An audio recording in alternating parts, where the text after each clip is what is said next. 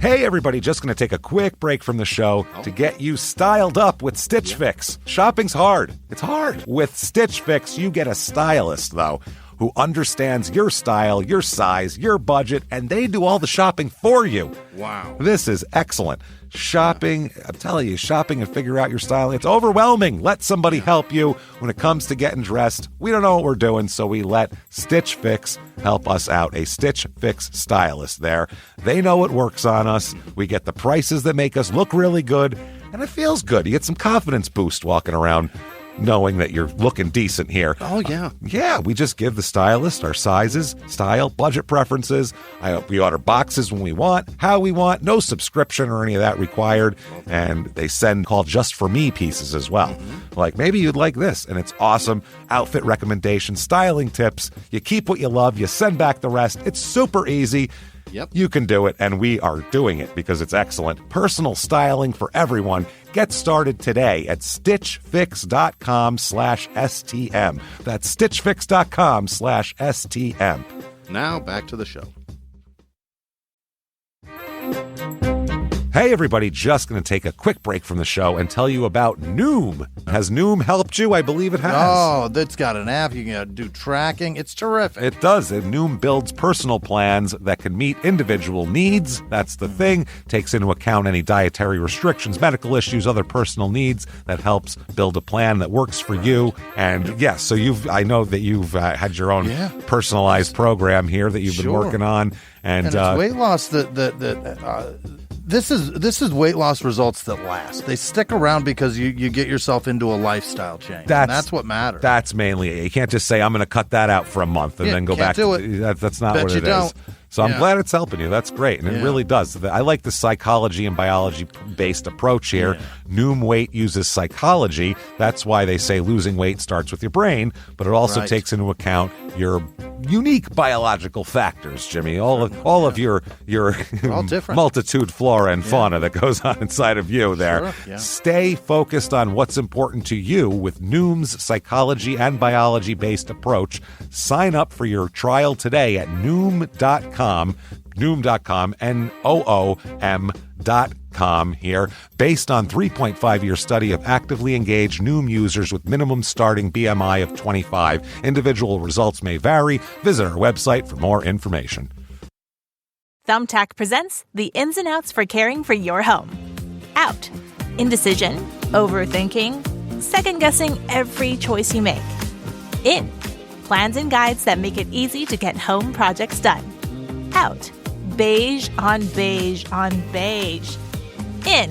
Knowing what to do, when to do it, and who to hire. Start caring for your home with confidence. Download Thumbtack today.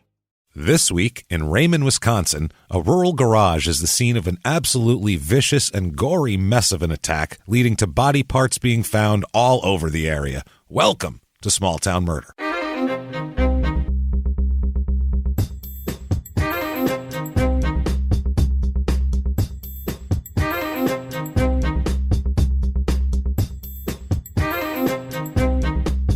Hello, everybody, and welcome back to Small Town Murder. Yay! Yay, indeed, Jimmy. Yay, indeed. My name is James Petrogallo. I'm here with my co-host. I am Jimmy Wisman. Thank you, folks, so much for joining us today. Jimmy, your yay was on target because... So excited. You should be excited because we have one of the craziest episodes you're ever going to hear about today. So, outstanding. Wild, wild stuff. Quickly, before we get into that, just want to say thank you for everything. Reviews help a lot. Anywhere you listen, Apple Podcasts, Spotify, Stitcher, wherever. Audible now you can even review. So if you listen, if you have an Audible account, get on there, give us a review. Find it. Helps out a lot. Thank you for doing that. Head over to shutupandgivememurder.com right now, not only for tons and tons of merch, but also tickets to the virtual live show. Oh, my God. My goodness. February the 10th, it'll be an episode of Small Town Murder. New case, new story, and same, it's going to be hilarious, as always. It'll be so much fun. The virtual live shows are a blast, and this will be no exception. It'll be available for 72 hours after the February 10th date as well, so get your tickets right now. That is shutupandgivememurder.com or momenthouse.com /smalltownmurder. Either way, go to our website. Let's get whatever. wasted. let's do it together. It'll be a lot of fun. So do that.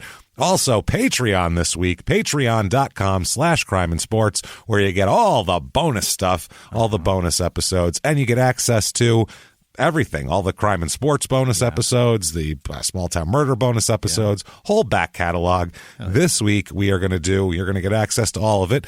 Crime and sports, we are going to have on-field incidents that caused real world arrests. Yeah. So I guess you can do crazy things in sports, but up to a certain point, and then it becomes criminal, even if it's on a field. And then we'll find out a life penalty. Yeah, we'll find out how crazy you have to be in a hockey arena, as an example, to get arrested. And for small town murders, we are going to go from an episode we had a couple weeks ago, dig a little deeper into the Tony Alamo cult, which a lot of you were very interested in. Not so much the whole cult aspect. I mean, we'll talk about it, but really want to get into what the hell was going on with those jackets and the whole fashion of Tony Alamo and celebrities that really wore it. And there's a lot to unpack there that's just like, you're wearing cult slave labor gear. Like, what are you doing, everybody in Hollywood? What's happening? So a child bled to keep Dolly warm. It's bad stuff. So we'll check all that out. And you can get it all. Patreon.com/crime and sports. $5 or above gets you access to everything you could possibly want and we could possibly do. And it'll get you a shout out. Jimmy's going to mangle your name at the end of the show, while really trying hard to pronounce it correctly. In honor of you. Absolutely. Or you can do that at PayPal as well. crimeandsports@gmail.com is the email address. Quick disclaimer, it's a comedy show. We are certainly comedians. This is definitely a comedy show, but it's also a real story of murder. This is we don't make anything up. There's nothing's embellished for comedic effect. Nothing like that.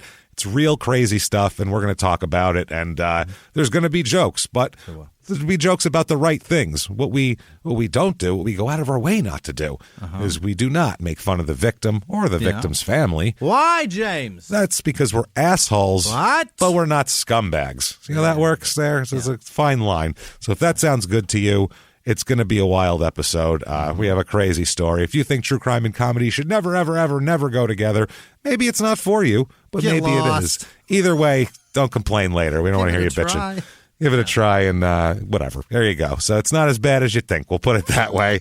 That said, I think it's time, Jimmy, to sit back, clear the lungs, and shout, "Shut up and give me murder." Sweet murder. Sweet murder? That's not where we're going with this. Sweet murder? What the hell is wrong with you? I don't know what I'm doing. I'm sorry. That's all right. A good time. Well, we're getting. You know what? We have fun. So this has already happened. It's not like we are going out and murdering someone, so we have a story to tell. That's not how this works. So it already happened. It happened, and we can't help it. So here we go. Raymond, Wisconsin. We're going to here. We're going all the way to Wisconsin, Jimmy. Let's go on that trip. Oregon. Was that where Raymond was? We've had a Raymond, Washington. Then there was Raynham, Massachusetts, which sounds close to it. This is in southeastern Wisconsin. By the way, we are going to go very quickly through the town stuff because there is so much mayhem going on in this murder that we got to discuss that. So this is in southeastern Wisconsin. It's right outside Milwaukee, about 25 minutes to Milwaukee, about 25 minutes to Racine. So it's kind of in there. About 45 minutes to Grafton, Wisconsin, which was our last Wisconsin episode. 222, Murder, Shoes, and Fabulation was the name of that one. That was another. The Wisconsin never lets us down either. The whole upper Midwest, all of it. It never lets us. That was the day I learned fabulation is a word. It's and this week confabulation is going to come into play. I swear to God. God. There's a lot. I don't know what it is with Wisconsin. Fabulating? It's because they're drunk, really, honestly, and that's a lot of it. In both the cases, that's why. Hilarious. So this is in Racine County, area code 262. The motto here, a great place to live in the heart of Racine County. Oh, boy. There you go. This is more for the locals, a great place to drink beer in the cold. So there you go. I feel like that's what's going on there. Very quick history. It was originally known as Raymond Center. And then they just changed it to Raymond, and it became like a ghost town for a long time. Awesome. Like the middle of Raymond, and then it like repopulated. I don't know. You rarely hear of ghost towns coming back. Yeah. It's not a thing. Once it's a ghost town, it's a ghost town. Towns generally don't experience a second boom after it died. This one worked, man. I think it's in Racine. There's a lot of industry. There's S.C. Johnson and Son products. They got Dremel Corporation is there. Reliance Controls Corporation, which does like switches and time controls and all that shit. All sorts of stuff like that. They had a wagon maker back in the 1800s that began. Then they ended up making Mitchell and Lewis Company. It's called. Do you know that one? No. They made motorcycles. And at like the very beginning of the 20th century, so very beginning of the 1900s, they made motorcycles and cars that didn't work right, probably. I don't know.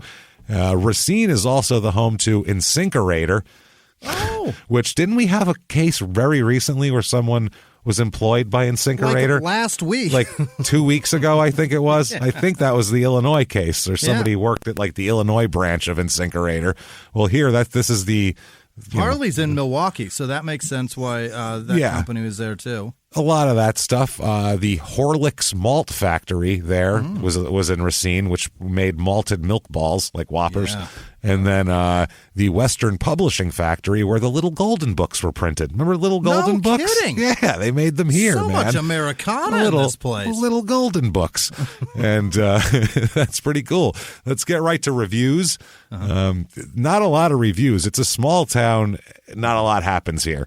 This is one of the like least active as far as like there's not a lot of festivals happening here. There's not really a lot of much of anything happening around here. It's just they're too busy making America work, James. There's a lot of like farmland, and it's just kind of a slow pace of living here. So here's reviews. 5 stars. I love living out in the country. It's beautiful. All one sentence. So there you go. All one sentence. Another 5-star. I wouldn't trade my living place for anything. I love it. Living place? I've never, ever heard of your hometown put as your living place. That's the funniest thing I've ever heard. That's amazing. The living place. Where's your current living place? Pardon? If someone asked you that, you'd be like, what are you, on... Where's your original living place? What are you sniffing? Did you just ask me where I'm from in the weirdest way ever, you alien? Are you sniffing glue? What is wrong with you? Did you forget English? So that's like how a foreigner who just learned, what is your living place? Are you from? Where are you? Living place? You'd be like, yeah, that you'd understand. Oh, that's better than I could do in your language. Fine. You mean my town? You just used 11 letters to say town. We don't call that a living place. Here's 4 stars. I think that Raymond is a very nice place to live, but could be improved. Oh, well, let's get into what could be improved, sir. For starters, the public elementary school is pretty good compared to others in the area, but doesn't really... The learning place? The learning place. That's where that is, the learning place. It doesn't really prepare you for high school, though. Oh, I think junior high is for that, really, probably, not elementary school is the reason. I do not get a major sense of community in the area. You really have to put yourself out there to feel this. What the hell are you talking about? What do you want from this place? With Foxconn building nearby and talk of Raymond becoming a village, I believe this will begin to change and improve. I don't know what you're talking about. What is Foxconn? I don't know. This person is the person you'd run into, and in about 30 seconds of conversation, you'd be like, I got to pick my kids up from school. And they're like, it's Sunday and it's dark outside. What are you talking about? Yeah, they really study hard. I got to get over to the active place to go do some eating, and maybe an eating place. My kids are at the learning place, and then I got to go to the pizza place, obviously, and go, hey, that one works. So it's a 3-star. Here's the last one. A small town with nothing going on. That's the point, I guess. 1 elementary school and a little hardware store in town.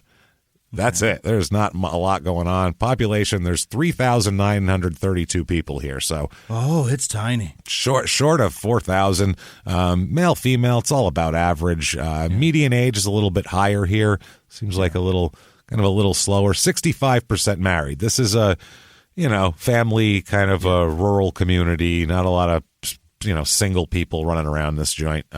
Race of this town, 95% white. You bet. So, I mean, it's rural farm Wisconsin land. It's kind of what you'd expect here. And the kind of white is transparent. It's very white. It's a very... You can see their veins. Yeah, you're like, you're in the sun all summer and on the farm. How do you not get tan of some kind? What happens there? 0.6% black. I just think like a Packer defensive lineman lives there or something. That's all that is. Just outside. Yeah, 0.0% Asian. I mean, not a lot of 3.2% Hispanics. It's just pretty white. I mean, it's Wisconsin. Religious here, 47% religious. 23% Catholic, about 12% Lutheran. It's mixed up. 0.0% Jewish, though. None of that happening. One of them. None of that happening here. Politically, it's pretty close, honestly. It's about last election, 47% Democrat, 51% Republican, about 2% independent. Unemployment rate, all that stuff is average. They make a few more dollars here. Household income, median household income is a little bit higher than the national average. It's about $70,000 a year here. Oh. Which, it's about $57,000 everywhere else, so not bad. Cost of living in this joint here, 105 out of 100, so not that high.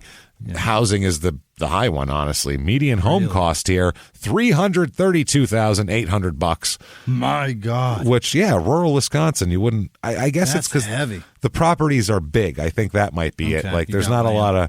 Yeah, any of the real estate, a lot of it is like farmland. You can't really find a lot in this town. Mainly the stuff we found is kind of near it, nearby. Which, I mean, it's not like there's a town square and houses around it and then nothing. It's like a hardware store and then a bunch of farms is really the whole area here. So if we've convinced you, damn it, you are looking for a little slower pace of living, a little colder beer, a little fresher cheese. We have for you, everybody, the Raymond, Wisconsin Real Estate Report.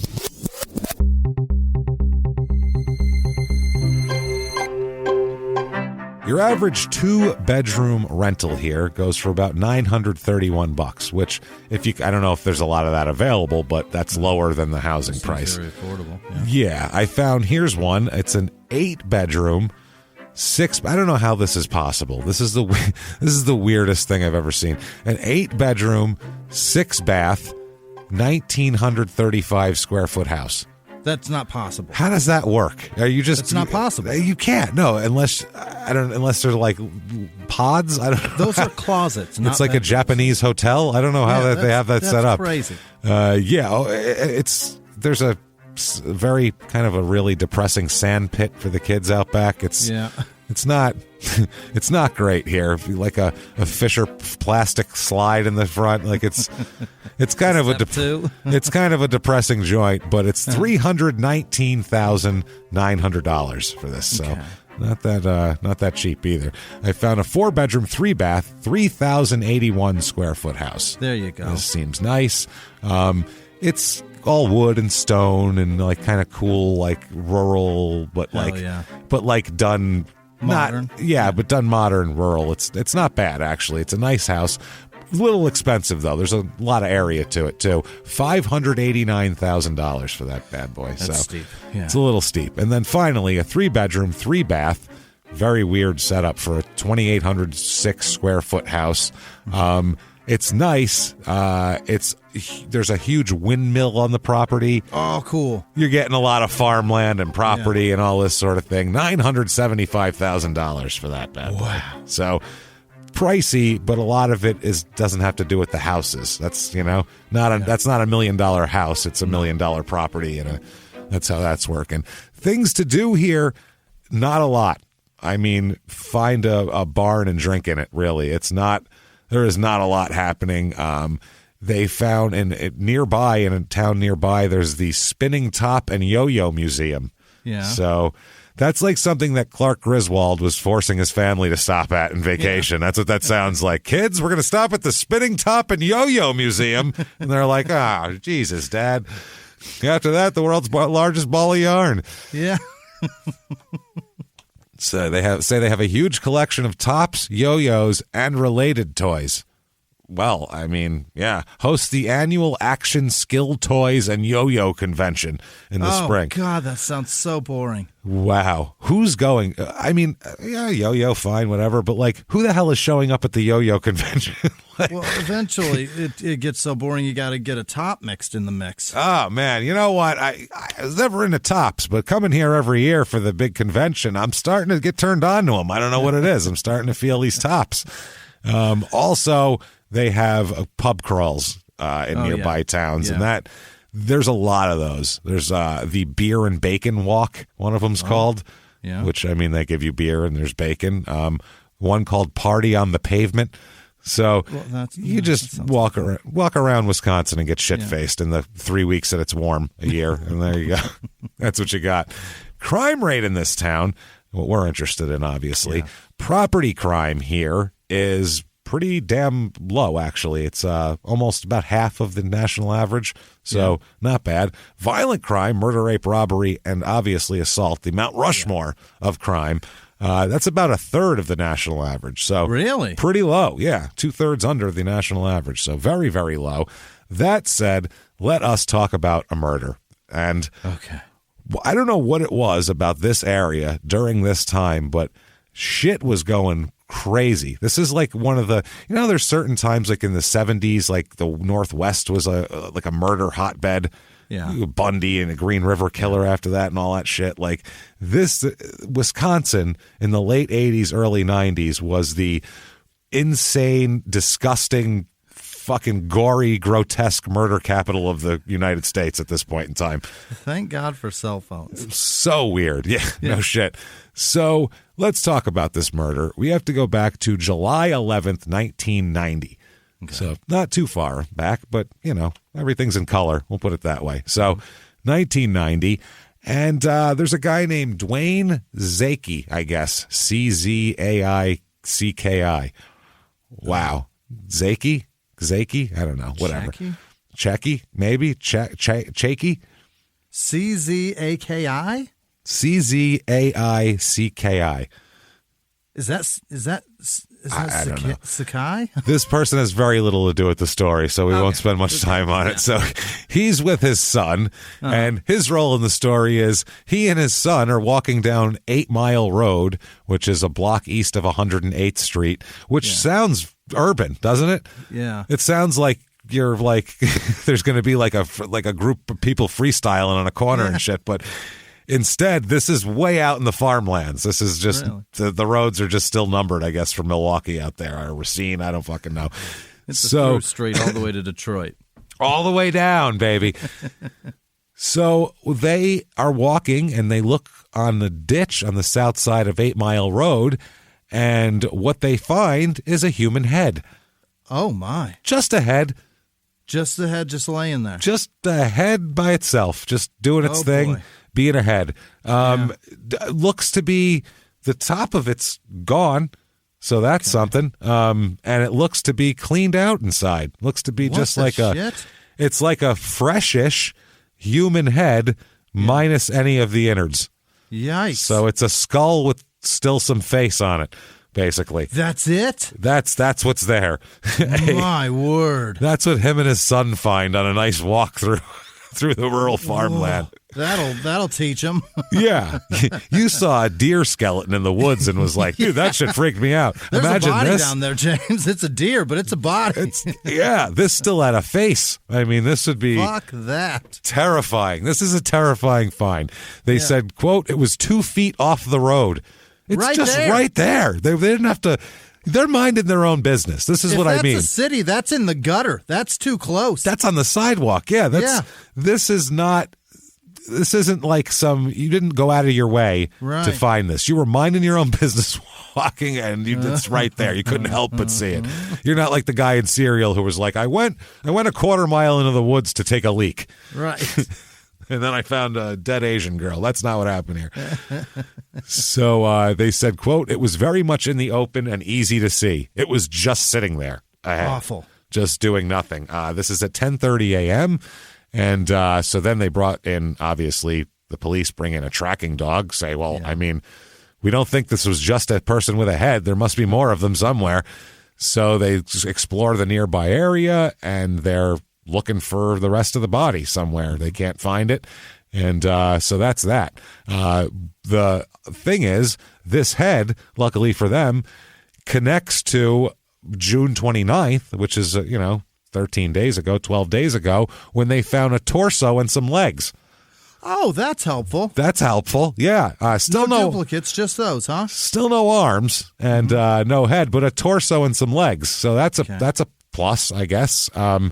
Yeah, the people, Jesus, that's crazy, though. The people, you're just walking and you find a head. And they said after that, it went nuts it's a rural area. No one ever, there's a car once in a while. And they said after they found a head, everybody was coming by. They were really, they were bothered by it. They were, they were like, now there's traffic too, on top of the heads being found everywhere. They said the neighbors were, well, first of all, he said when he found it, he said to his son, "Oh my God, I got to go get a cop," he tells his kid. Oh my God, look that way is what you say. Don't look over son. here. It's going to... Hey, son, look at there. Check it out. It's Godzilla over here. Look. No, really. I saw him duck behind some trees. Let's go find him. That is fucking wild, man. So, they said everybody's scared. The guy who found it said everybody around here is pretty friendly, but there are some people who keep to themselves, and we've always kind of looked out for each other. And we didn't recognize this head, so there's that. Don't know who the head came from. They're looking for the rest of him, obviously, because there's still arms missing. If it's the same guy that goes with this together, they're going to do a toxicology exam and x-rays and do all of that shit.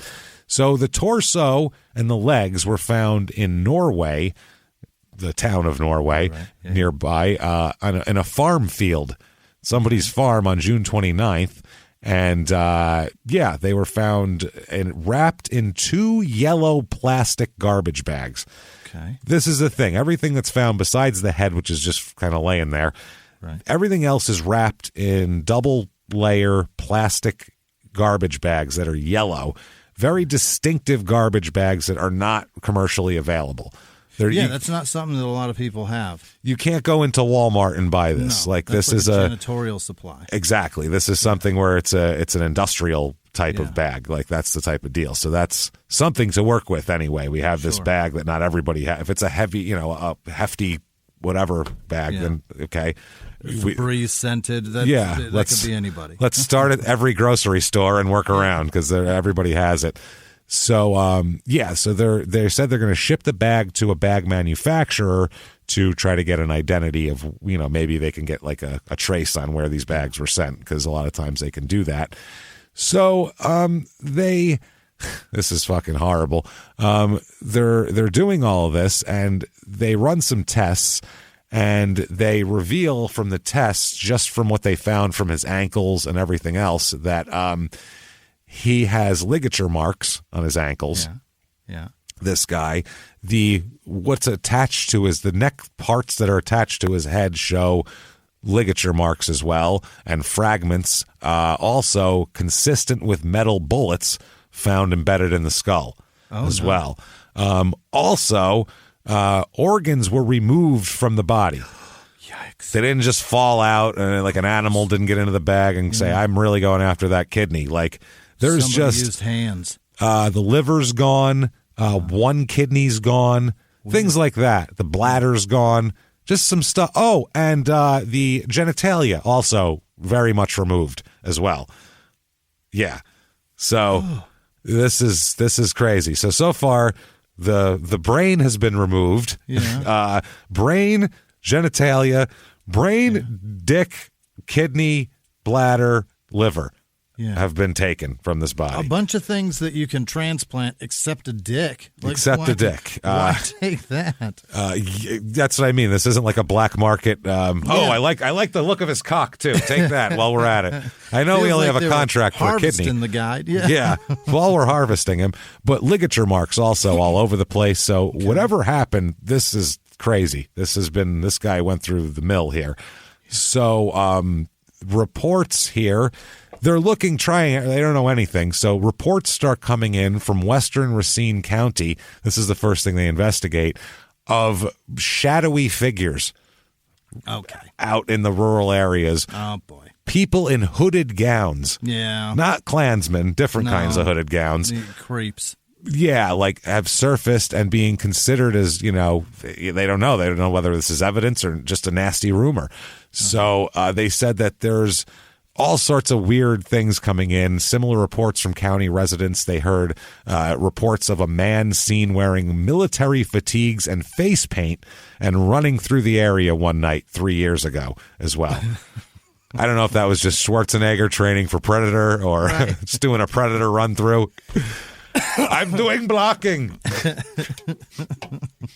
I have to practice. It's just fucking. Did they film that in the woods of Wisconsin and pretend it was somewhere else? I think it was Cambodia, but now I think they lied about that. I think they fucking lied now. Or South America or some shit.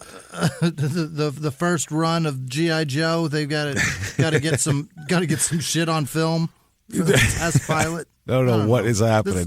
What the fuck would that mean? Someone's making a student film.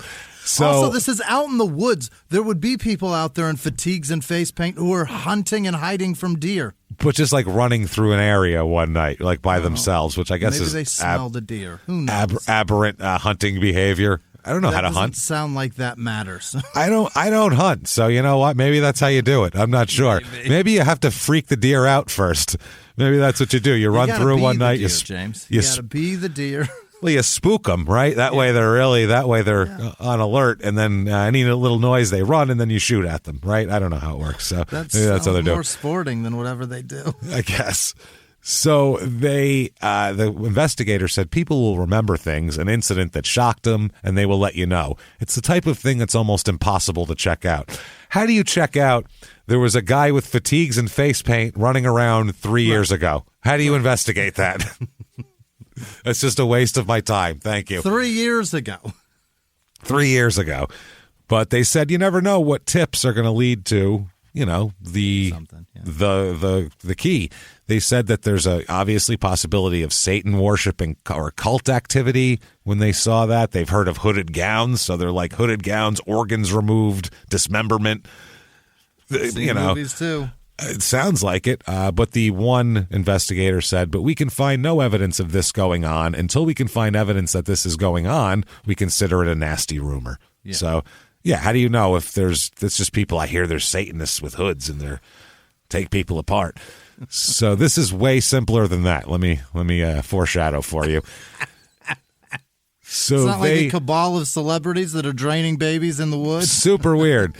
So they get 10 investigators, third shift deputies come on the day. Everybody's on board here. This is the whole deal.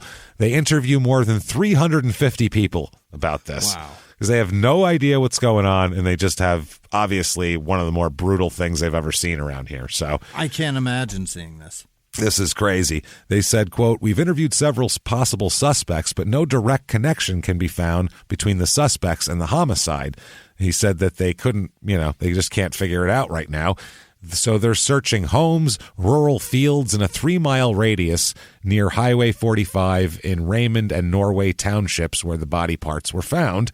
Okay. They said it could take up to 2 months to even find the rest. Who knows how long it'll take to find any body parts, or we need a big break. Basically, we need a big break. So the residents, he said, everybody's been helpful. He said they all want us to catch the person, but nobody has any information. He said we're doing everything we can absolutely think of. We have to do it methodically and within the law, and it's going to take some time. Sure. Obviously, that makes sense. Hey, everybody, just going to take a quick break from the show to tell you about the safest sponsor ever, Simply Safe. Absolutely. These people will keep you safe. It's amazing. You know that every 26 seconds a burglary takes place in the United States, according to the FBI. That means that by the time this podcast is over, dozens and dozens of homes will have been targeted, ransacked. God knows what happens here. So protect your home before it's too late with Simply Safe proactive security system. Simply Safe helps stop threats before they even have a chance to break in. Named Best Home Security System by U.S. News and World Report 5 years in a row. And by us for about the last 8 years as well. If you trust us, Believe me, you want Simply Safe. So visit simplysafe.com/small to claim 50% off a new system with professional monitoring plan and your first month free. That's simplysafe.com/small. There's no safe like Simply Safe. Now back to the show. This show, Small Town Murder, is brought to you by BetterHelp. Get yourself some therapy, everybody. Honestly, here. We often hear about, red flags that you should avoid. Hey, that's a lot of a thing. It's become a real phrase now, real cliche. Yeah. But why don't you focus also, you look at like green flags in friends and partners. Look for good things as well. Right. And maybe you're not sure what that looks like, though. Therapy can help you figure that out. What are positive things? What are the green flags? And then you can practice them in your relationship. It's absolutely a fact. And so, honestly, we absolutely are huge advocates for this. It really, really helps. BetterHelp is fully online, making therapy affordable. It's convenient. They serve over 5 million people worldwide. You can access a diverse network of more than 30,000 credentialed therapists, wide ranges of specialties there. Here's the coolest part. You're not getting along with your therapist, you're just not feeling it, you can switch at any time, no extra charge. Wow. The thing is, they want you to get help. That's it. And you can do it with BetterHelp. Discover your relationship green flags with BetterHelp. Visit BetterHelp.com/smalltownmurder today to get 10% off your first month. That's BetterHelp, HELP.com/smalltownmurder. Now back to the show. During this time, they're wondering if this is connected to a thing in Michigan, in Warren, Michigan, where they found another head. There's another head and dismembered body. So in Michigan, they found body parts in 4 garbage bags found in a backyard and a car. This is after 2 young women, quote, brought a severed frozen head into the northern Detroit suburbs police station Wednesday afternoon. And so they found it in the car? 2 chicks just walked in and were like, we have a frozen head. It seems like something that's in your purview. Maybe you guys want to take a look at this. And I don't know. I was going to bring it to the Salvation Army. They said they didn't want it. Put it in that bin thing, but no one's going to take it probably. So I guess you guys maybe instead. That was my first idea. Yeah. Put it in the car, put it in my front seat and be able to use the carpool lane. But I thought, that's all right. We'll let these guys have it. So...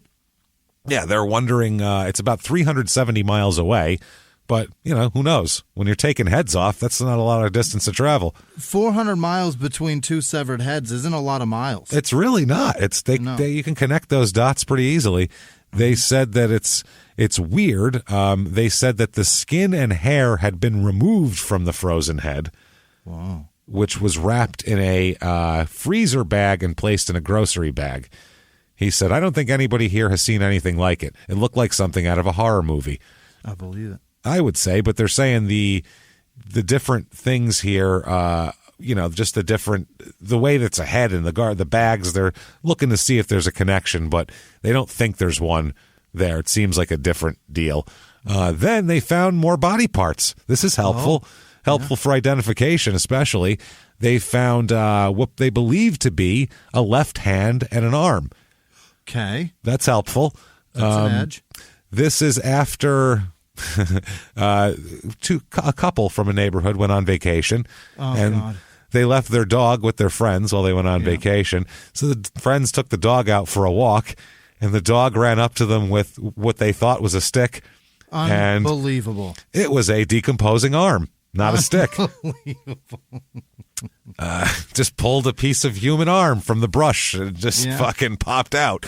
So they were like, holy shit. So they called the cops, and the cops, what they ended up doing is hanging out by the dog. We've seen this before. They're like, well, the dog knows where the shit is, so let's just watch. What else you got, buddy?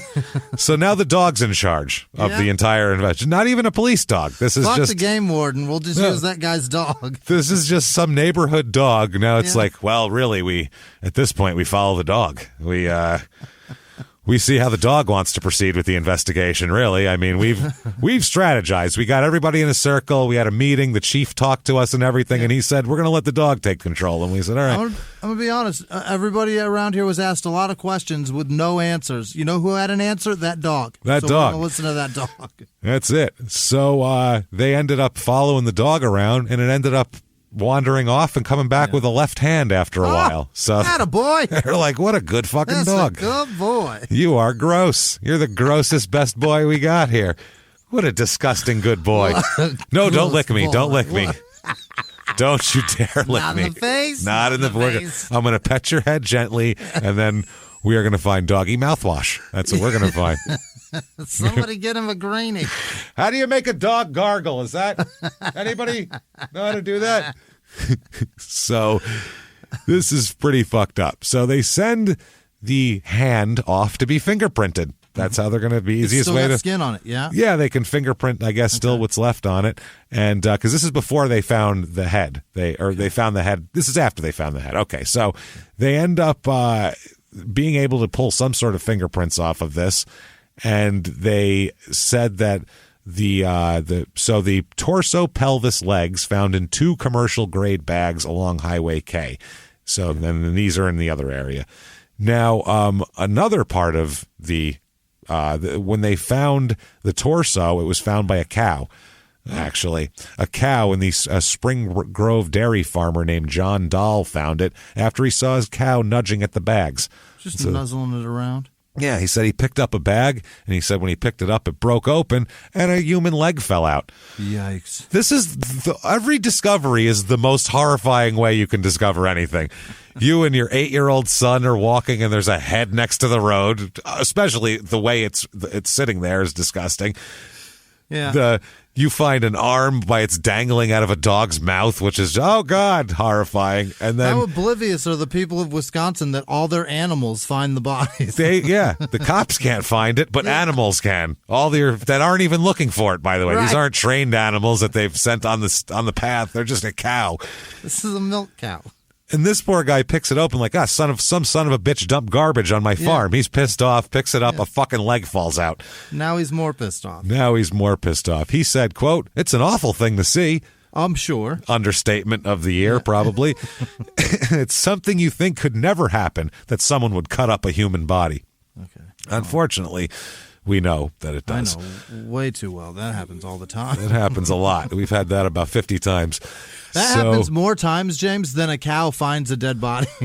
Yeah, you don't hear that. We never hear like a tracking cow. Yeah. That would be like a hilarious sketch, though, that, really we found that cows have a stronger sense of smell than dogs. And then you show like a cow training center where they're training cows to do police dog shit. Cadaver cows. They're like, go find it, boy. And the cow just turns real slow. That's fucking Bell. He takes his time, but once he gets there, he does a thorough job, buddy. Let me tell you something. He'll nuzzle the shit out of that body. If I had access to cows, I would make that video, because that would be very funny. I have no cow access, though. Can I borrow your cow for a while? Is a weird thing to ask somebody. I want to shoot a video. No, nothing gross. I swear. It's gross. All genitalia will be put away. I promise you that. My dick will be in my pants. It's not gross in that I'm naked, but it's gross. It's just gross. So the torso, by the way, has been stabbed in the front and the back. Oh, my. So double stabbed. Ligature marks around the neck and wrists and ankles. Head fucking broken open with the brain removed. Liver, bladder, kidney, one kidney, by the way, and dick all removed. Yikes. And cut up into multiple pieces. Legs cut up off the torso. Pelvis separated from the torso. Yeah. Arms and hands different. This is a thorough job here. Now, 2 of the legs and the pelvis were found in a second bag.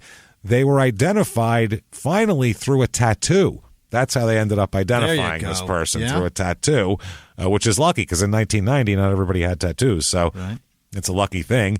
And also some fingerprints, they said. And the 2 of them together, they figured out that all of these parts belong to James M. Madden, who was 24 years old, goes by Jim. And he was last seen June 27th, 1990. So they found the torso was found 2 days after he was gone. No kidding. So 2 days or a day and a half after he was last seen, and then it took a while. Took a while to find the head and the arms and that sort of thing. So he works for currently a group called Citizens for a Better Environment. It's an environmental group, and he goes around and solicits donations for environmental causes. That's what he's doing. That's what he's into. So he has a girlfriend named Allie Winkler, and they met about 5 years before that, about 1985, at a party, and they've been friends, and they recently started dating. Okay. Because Jim has not had his act together his whole life here. Jim kind of, he's got some things going on here. He's 24. He's 24, and he's been trying to find himself, as we'll talk about here, in kind of a typical way. She said that he's always a really great guy, carefree. She said, quote, he wasn't a worrier. He was really happy and fun-loving. He's always laughing. And recently, in May of this year, he had a conviction, a federal drug conviction, for possession of LSD, which, I mean, yeah, well, he actually used to follow the Grateful Dead around for like 2 years. Is that right? He followed the Dead around for like 2 years in the late 80s. So he took some acid. He's following the Dead. Who fucking cares? He's not. That's fine. I don't give a shit about that. 24. Let me tell you some people who aren't going to bother you. People who are tripping at a Grateful Dead concert. Yeah. They're all in a group in a thing. You know where they all are? Don't worry about them. They're not going to bother you at all. They're doing their own fucking thing. They don't care what you're doing. So, yeah, she did all of that. He did all that. But the girlfriend said that now that's all over with. He had stopped doing drugs. He doesn't follow the Dead around anymore. Cares about the environment. She said he was bragging about the fact that he had been clean recently. So that's been his new thing that he's been trying to work on is I'm clean now. Now I'm not the Grateful Dead guy. So she said they started, dating earlier. She met him at the University of Wisconsin when he was a student at a party. University of Wisconsin, Milwaukee. He ended up dropping out of school to follow the Dead. Yeah. Because you can't do both. Yeah, you can't do both. No. That's acid and concerts don't go well. You can't be at a lecture when you're tripping balls. When you're tripping balls outside Omaha in a field somewhere. It's a little different. So she said, though, quote, he's matured a lot since he came back from Washington. That's where he got busted for acid, was in Washington. She said he was such a thoughtful guy. About a week before he disappeared, he called her and left a message on her answering machine. That dates the story right there. You bet it does. She rewound the tape and played it. Yeah. What? He said that he was coming over to give a birthday present, not to her, because it's not her birthday, but to one of her 3 cats, Bogey. Get the fuck out of here. He had just stopping by to drop off a birthday present for little Bogey there. Wow. That's pretty sweet. This is after they've already had sex. So he's not even trying. This isn't like, damn, this is a tough egg to crack here. I'm going to buy a fucking birthday present for a cat. Yeah. She's not even like taking that angle. We're going to watch a Hallmark movie. This is going to be that kind of night. Fuck it. No, this is like he's just a nice guy who wants to buy presents for cats. She says that tells a lot about him. Yeah, he does. He trips. He follows the Dead. He buys gifts for cats. He's a sweetheart of a man. We'll call him a gentle person, probably. He doesn't sound like a real. We wouldn't hear all of that, and you're like, man. But I'll tell you, get him in a group, and he just starts breaking beer bottles and cutting people. It's weird. He just gets angry, man. You wouldn't hear all that. Of all the guys that I witnessed in domestic violence situations against my own mother, not one of them were cat birthday gift givers. Cat birthday gift givers with LSD convictions and no other convictions, just LSD. Wasn't LSD and meth, just LSD. So she said she tried calling him on the 27th, the day he went missing, to tell him that she got good seats for a concert coming to the area. I wish I knew what that was, but I don't. Yeah. They were also planning a camping trip the following weekend, and she said he was really looking forward to it. But the next day, she was informed by his family, because she started calling his family up, like, I haven't talked to Jim. Is he around? You talked to Jim? Yeah. And they said, he's missing. We don't know where he is. He didn't come back to the group last night. We'll find out where he went. So she left another message for him on his answering machine, and then she drove to the town of Norway, and she said, I don't know what I was looking for, trying to do something not to feel so helpless. She just went looking for him, like he'd be wandering the streets. So the next night, That's when she heard a blurb on the news that partial remains of a man were found. That's when the torso was found. So that she was like, shit. She said, I dropped what I was holding and said, oh no, that doesn't sound good. No, it doesn't. No, it sounds, whether it's Jim or not, that's bad for somebody. What part of that story Oh no, that's not would good. ever sound good? Yeah, we found a torso and legs and not the rest of the body, first of all. So not only is someone dead, not only is someone dead, that shit was on purpose. It wasn't like somebody dropped dead in a field and then, you know, they found him. Yeah, it must have had a heart attack out there. We're not sure. So he was last seen soliciting contributions for Citizens for a Better Environment. And sheriff's deputies said that he paid visits all around. A bunch of people had recalled him stopping at their houses that night to solicit donations in the area, and a lot of secluded homes there. So right away, the FBI is involved in this because it just sounds so wild. They consult with the FBI, and they said the internal organs missing like that, specific internal organs missing, Right. and the penis being removed, they said is suggestive of possibly cannibalism or vampirism, something of that nature. That's what the FBI said? That's the FBI's take on this. They're like, that's possible. And also they said once you mix that with the fact that he was bound with a cord and there was cuts found on his back and stuff like that, they start working up a profile. And anyway, he's last seen about 7:30 p.m. June 27th by a resident that he solicited. And then June 29th, they found his torso, pelvis, and legs. Yeah. Then after that, they found the arm and the lower right arm and the left arm and all that sort of shit. So, anyway, so they found all these different, and they're all kind of on the same road. Here, let me show you this. Okay. There, I got a map right here. Here, turn yourself over. Check that out. There's the map. Okay. Oh. And that's where he's last seen, number one. And then that's where all this other shit happened. He's visiting homes there. His parts are found all over here. Over here. Close. Over here that's too, not though. Close at all. No, and then here and then all the way over there. So they're miles apart from each other. Yeah. So it's weird that the torso, pelvis, and legs are miles away from the other stuff. Like, it's a strange thing here, kind of diagonally across Highway 45.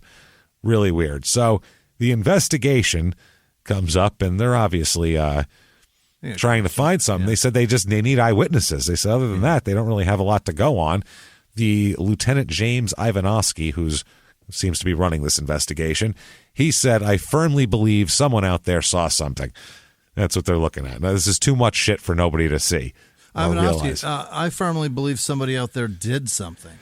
Yeah, whether they saw something or not, it's a really separate issue at this point. So this is certainly on purpose. They know that his route as he walked door to door soliciting contributions. They said they don't know exactly where he was going, though, because they said, quote, he was hitting houses at somewhat random. He was kind of bouncing around, so there wasn't like a pattern. He wasn't doing like a trick-or-treater thing door to door. He was going around. He said, we don't have a definite place that he stopped. They said the route took him from Highway 45 and 7 Mile Road to a spot along 5 Mile Road near North Cape. He said he was last seen near 45 and 5 Mile Road about 2 hours before a scheduled rendezvous with colleagues, because this is like they drop him off in an area and then they go pick him up and do all that shit. So they said he skipped houses with long driveways because he just didn't want to walk a half mile up a driveway and then have nobody come to the door.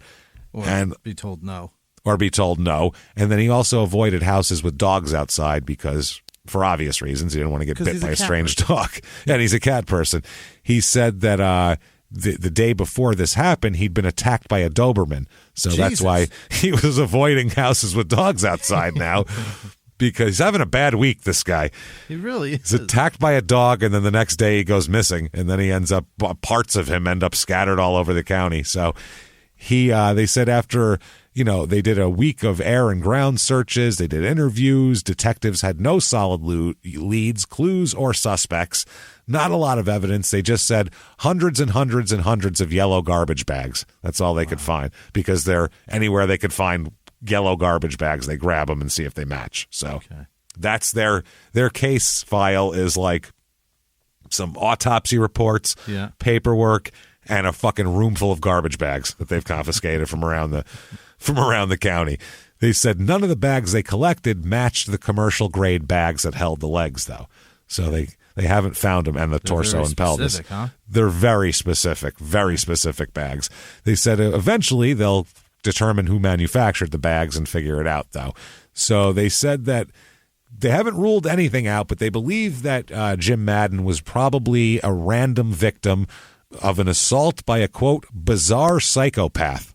Wow. A bizarre psychopath. That's a great description of somebody. Did they put that out to the public? That is in the newspaper. My God. He was probably the random victim of an assault by a bizarre psychopath. That's the quote.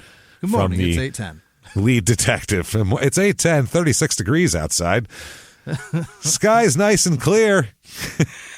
Fucking traffic on the 45. What the fuck? It's a little clogged up due to torsos and pelvises being found. Pelvi. I don't know what the plural of pelvises is, but so they're agents from the Division of Criminal Investigation who specialize in, quote, unusual murders are assisting the case. They have an unusual murder division. I didn't know that. Those guys work slow, I guess. Learn something new every day, I guess. So the spokesman for the FBI in Milwaukee said the Bureau would offer its laboratory to investigators, including experts in Quantico who do the profiling. And that's where we got the cannibalism and all that shit that they said possibly. They said that, in general, the dismemberment hampers identification. He said most victims can be identified with fingerprints, footprints, even dental charts. And they said they don't know if this is an attempt to try to hide who the victim is, or they said maybe it's a psychopathic killing or someone, quote, just putting up a message. They don't know. They don't know if it's a message, somebody who hates environmentalists, I guess. That's literally what they think. They don't know if it's like a political message. But this seems like an overkill for a political message. Yeah. I've never heard let's take his liver out. That's a weird, that'll show those fucking, people on the other side. We mean business. Greenpeace. Yeah. So they said, quote, nothing that they found really narrows the investigation. They said it actually makes it a little more complex, saying that they're talking to all these, there's so many people in play. They have no narrowed down anything.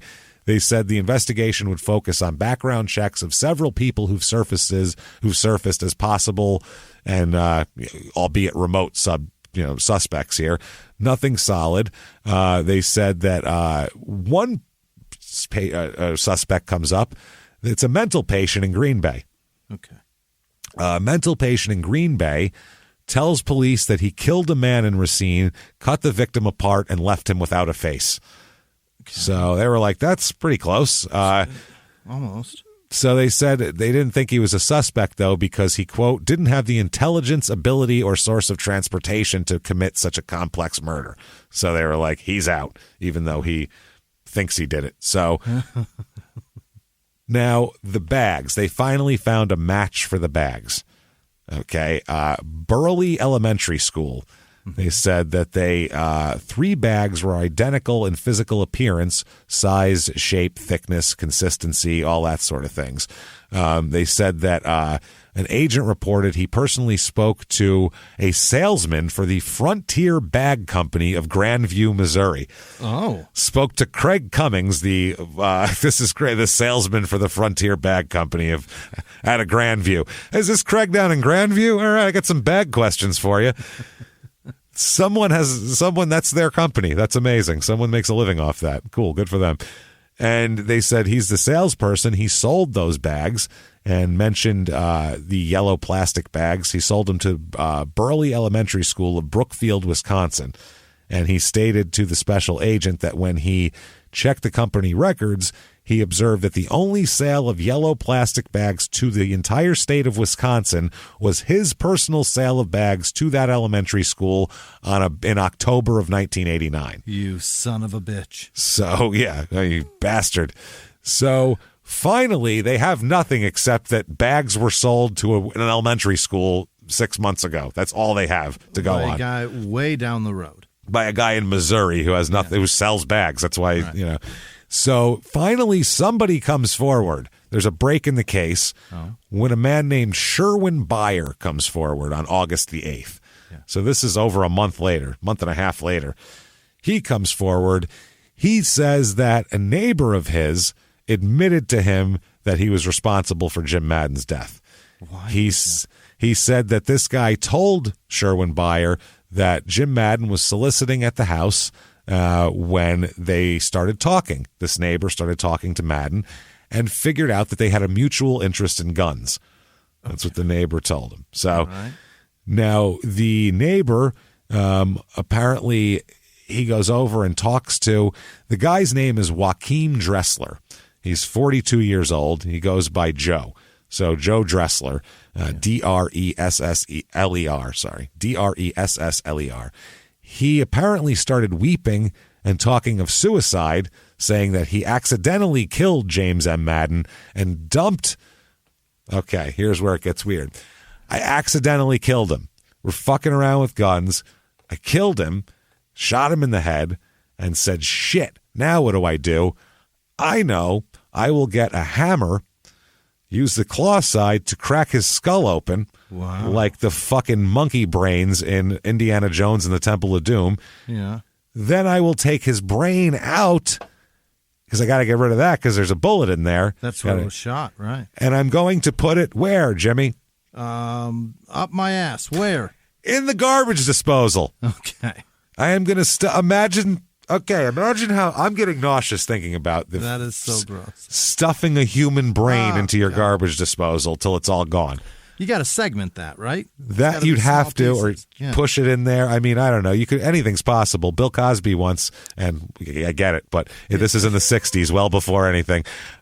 He said he once flushed an entire woolen top coat down the toilet when he was a kid. There's old jokes of him and his brothers trying to flush different things down the toilet and see what it would take. So, I mean, I don't know. Lots of macaroni down my you have to push disposal. It, get a spoon. And I'm terrified putting noodles in there. A whole brain. So worried that's going to back up. How do you get a whole? He said, I accidentally killed, and especially if you accidentally killed somebody, is your first thought, I got to get that brain out of there. Right. That's a crazy thought to have. Oh, boy, I better crack that skull open and take his brain out. Much. Yeah, and by the way, I own acres, and I think it's 17 acres of farmland. I'm going to put it in my garbage disposal. Right. That's where I'm going to put it. What the fuck is that? So he tells the guy that. Now, this neighbor's got to be, holy shit. Imagine being Sherwin Beyer and hearing this shit. You're like, what the fuck are you talking about? I guess the appropriate response is, no, you didn't. You're just kidding, right? Right. So this friend said he's known Dressler for 28 years, and he said it was this, he had an emotional confession. He lives near the guy. This Sherwin Beyer went to the police and gave a statement. He said, quote, Joe Dressler and I have been friends since I was about 14 years old. I helped him find the property that his house is built on.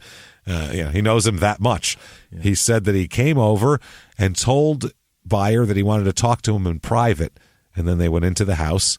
And then he said while they were at the kitchen table, Dressler said that he was scared and said, can I tell you something in confidence? Oh, boy. And so Beyer said, quote, Joe then said, I did it. And I said, what? Fuck you talking about? He said, I did it.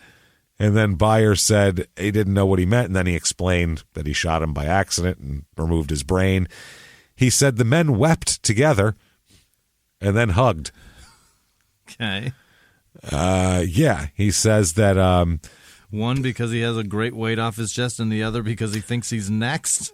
I guess you got to act like you're on his side at that moment in time. I mean, even if you're going to go capable of murder. I got to go take a leak, and then you're going to go call the cops from the other room. But at that moment, you don't act horrified. You go, "Oh, buddy, how can I help? What can I do? How are you doing? What can I do to be on your team right now?" Right. Until you're out of my sight, and then I'm not. Gun on you? Yeah. Oof, better give that to me. I'll clean it for you. Let me load it with some fresh ammo. That stuff in there, it's probably old, and I got some fresh stuff. That's stale. It's a stale. You got stale ammo.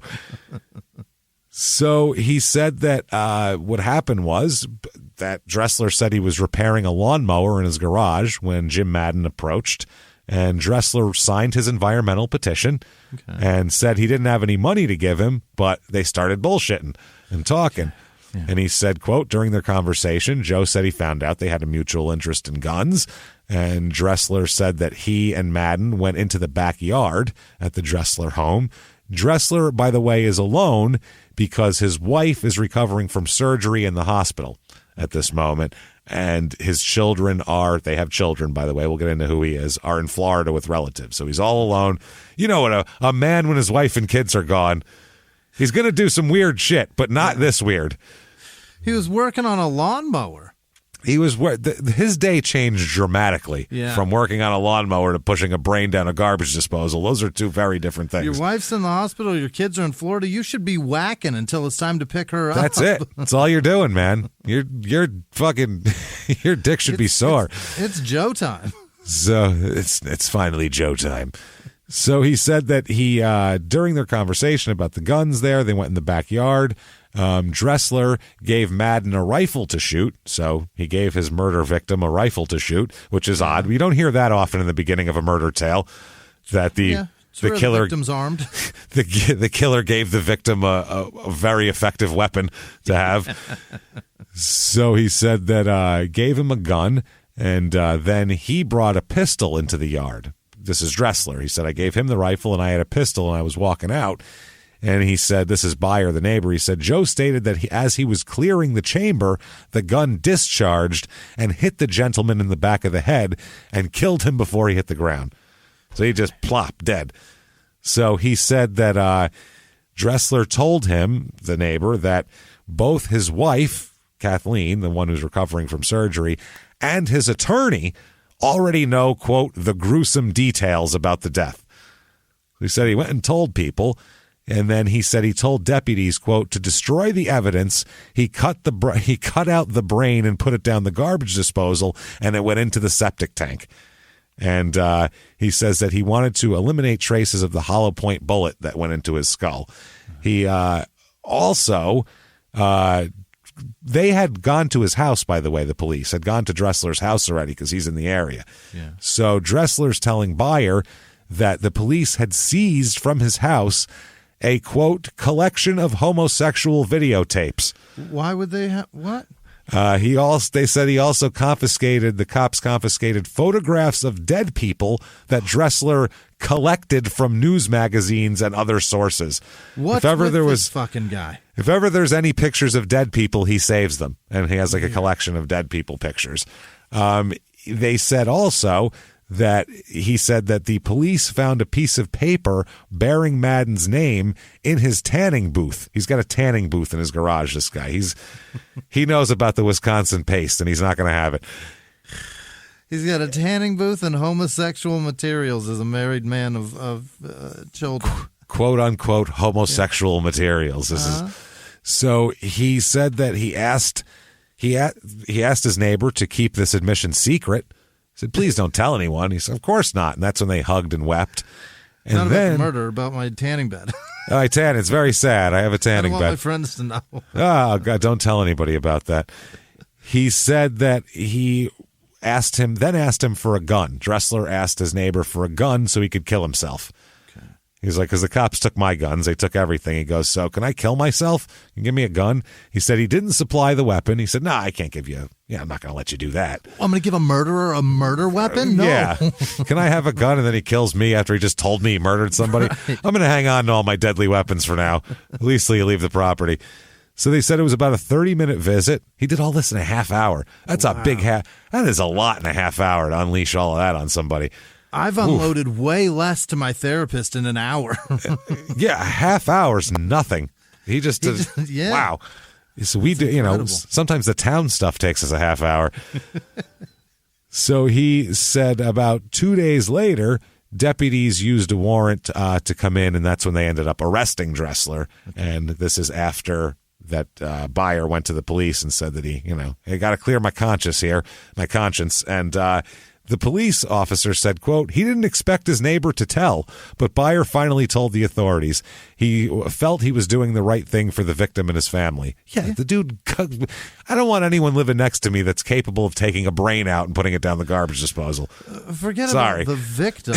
Think about yourself, man. No shit. Do this entirely selfishly in your own safety. No shit. So they said that it was the tip from the neighbor that not closed, but got an arrest in the case. The police guy said, it's something that we just plain didn't know before, and it brought everything together. It breaks the case. So who the fuck is Joachim Joe Dressler here? I'd love to know. He is an elevator repairman, which is, you don't hear that job very often, do you? That's not something. I think about, one per city works, probably. There's I imagine it's a pretty solid job. They got a break all the time. There's so many elevators. It's probably good money in that. That, Jimmy. Jimmy? See, this is one of those things. It's one of those things where every comedian should have a rule. And that is those first two thoughts that pop in your head, ignore those. Those are the low hangers. Of course it is. It's a dumb joke. Jimmy will pick a piece of fruit up off the ground that has fallen from the tree. And I will happily throw it. That. And throw it right at something. And I love you for it. I'll happily I fucking love it. That's good. I don't give a shit. Good work for you. So anyway, he is born in Berlin, Germany, Dressler. Oh. Which is, that wasn't born in America. His family came to the United States in 1955 when he was 7. So, he said that his wife said he's a naturalized citizen and everything like that. He was in the Army in the late 60s and early 70s. I don't know if he was a Nam or what here. Yeah. I mean, could have been. Not a lot of, most of the people in the Army during that time were over there at some point, unless their daddy was a fucking congressman or something. I don't know how else you would get out of that. He worked in a photo lab as part of a military intelligence assignment at one point. He's developing pictures for military intelligence. Maybe that's how he got into pictures of dead bodies. That is a sweet job, James. Jesus. Oh, God. Can you imagine that? I was in the military. What'd you do? Worked in the photo mat. Worked in the photo lab. A lot of pictures of officers and their families on vacation, stuff like that, Me and a guy at Walmart have the same amount of credentials in the military. Guys fucking around in the mess hall, food fights. Real bloodthirsty shit. So she said that her husband, obviously, Joe here, told her he was assigned to bases in Baltimore, Germany, and Korea during his tour of duty. Those are 3 very different places. Entirely, yeah. Baltimore, Germany, Korea. That's all of it. That's a lot of different things. So hey, everybody, just going to take a quick break from the show and tell you all sorts of good stuff about Chime. That's what I'm talking about. There's so many extra fees you have to pay in life. Everything. You go to the airline, there's an extra ticket on that. There's extra fee on every fees and fees, hotels, fees, all this type of stuff. We're trying to make progress, and the next thing you know, here comes another fee coming at you, and it's more money than you expected, and your whole math is thrown off, and it's awful. Learn more at chime.com/smalltownmurder. Chime is great with that stuff. I mean, you can't beat if your things are a little tight, especially around the holidays or after the holidays. You need that money a couple days early, or go grocery shopping. You got a car payment due. There's so many things that don't cross over exactly how you want them to cross over. Make progress toward a better financial future with Chime. Open your account in 2 minutes at chime.com/smalltownmurder. That's chime.com/smalltownmurder. Feels like progress.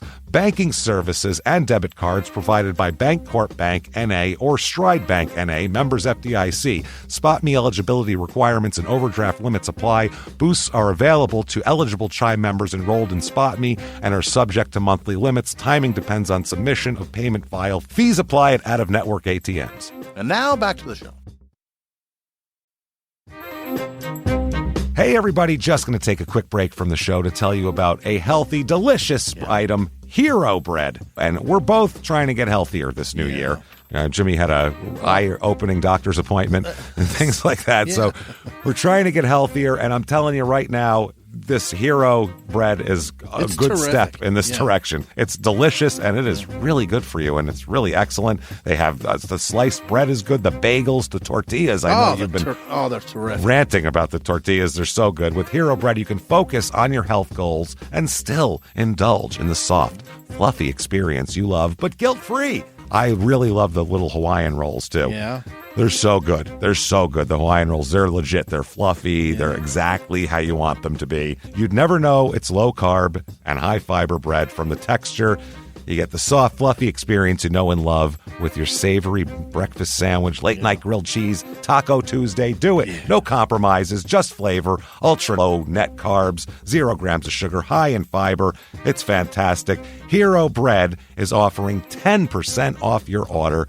Go to hero.co and use the code SmallTownMurder at checkout. That's SmallTownMurder at HERO.co. And now back to the show. Hey everybody, just going to take a quick break from the show to tell you a little bit about Sono Bello. You know, the most known secret with celebrities and influencers and all these famous people is so many of them have had lipo. They've had lipo, whether it's a little touch-up here or a total makeover. Yeah. Nobody has a perfect body. That's the thing. No. They may look like it on TV, but there's things that help that. Absolutely. Lipo now has changed, and Sono Bello's been at the forefront with using LAL technology and getting those beautiful and natural outcomes for each person. Looking real natural. Our friends at Sono Bello are offering their best deal. You're now included in their winter savings event, but appointments are limited, so please get on this. Sono Bello doctors are masters in micro laser fat removal, a brilliant technique that removes stubborn fat permanently wherever your problem areas are. Tummy, love handles, thighs, arms, it's gone in one comfortable visit. Eating healthy and workouts are great. Keep doing that, but if you want to lose that stubborn fat in one visit, check out Sono Bello. Save big during their winter savings event. Schedule your free consultation now at sonobello.com/smalltownmurder. That's SONOBELLO.com/smalltownmurder. Now back to the show. They met in 1976, Kathleen, his wife, and Joe. This is shortly before Joe's mom died of cancer, so it's kind of how... whatever. And then she said that they dated, and their first date was on March 27th, 1976. She still remembers. Wow. And several months later, they began living together in his duplex. She moved into his place. They got married in September 76. So holy shit. From meeting to marriage in 6 months. Boom, incredible. boom. Joe, he doesn't fuck around. No. When he wants to take your brain out and put it down the disposal, it's as good as in the septic tank. So they married, like I said, September 76. They lived in Raymond, Wisconsin since 1979. They designed their home in Raymond, and they moved out there. It's a 17-acre property where they built a house on it in 1979. He worked as a repairman for several elevator companies during their marriage. They have 2 children. Okay. This guy's a father. Yeah. They have a daughter, Joanne, born in 83, and a son, Ricky, born in 84. Okay. So, yeah, nice family life. She said 5 years he got married and had kids. Oh, yeah, he got married, had kids, built a house. He just settled right down. Settled right on down. From single to with kids. That's it. Boom. And a house and a farm and everything else. Big property. It's a lot. He went from he went from punk rock to John Mellencamp in fucking 5 years. Bang. He said, quote, she said, Kathleen Dressler, the wife, quote, Joe was the best father. He never spanked them and rarely even yelled at them. She said, she loves her husband. Even later on when they're in court, she, kisses him during the proceedings and all that. And then then they said you can't have any contact. So it's, 16 and a half acres. Life has been idyllic out there. Most of it's wooded. 6 acres is rented to a man who cultivates soybeans. Okay. So he cleared out some soybean area. And there's a big, huge, lengthy driveway that skirts the bean field on its way to the house, which is tucked behind trees and brush. So you can't really see the house that well. Long driveway, though, which is odd that Madden would have come up that driveway. Yeah, why'd you do that? So they live there. The kids go to the Lutheran school in Hales Corners. The next-door neighbor said that, this isn't the one that told on him, a different next-door neighbor, said that he once invited Dressler to attend the North Cape Lutheran Church, but Dressler said, no, I'm an atheist.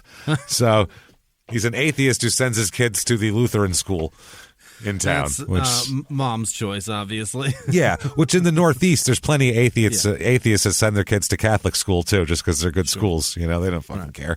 So they said most people in the area said the Dresslers, they were friendly, but not over friendly. Like, they didn't associate with the neighbors very much.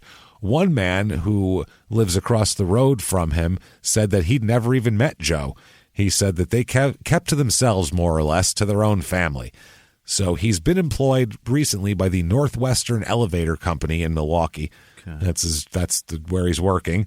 And, he said that he has been working since May 89 for the Northwestern Elevator Repair Company, but he was not at work the day the day that this all happened, the murder happened. A company supervisor said on Friday he requested a week's vacation. So he took off on Thursday with his wife in the hospital. He's home alone. He's like, I'm taking a full whacking day. Yep.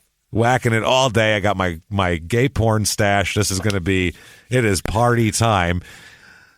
And then the next day, he's like, I got a lot of work to do.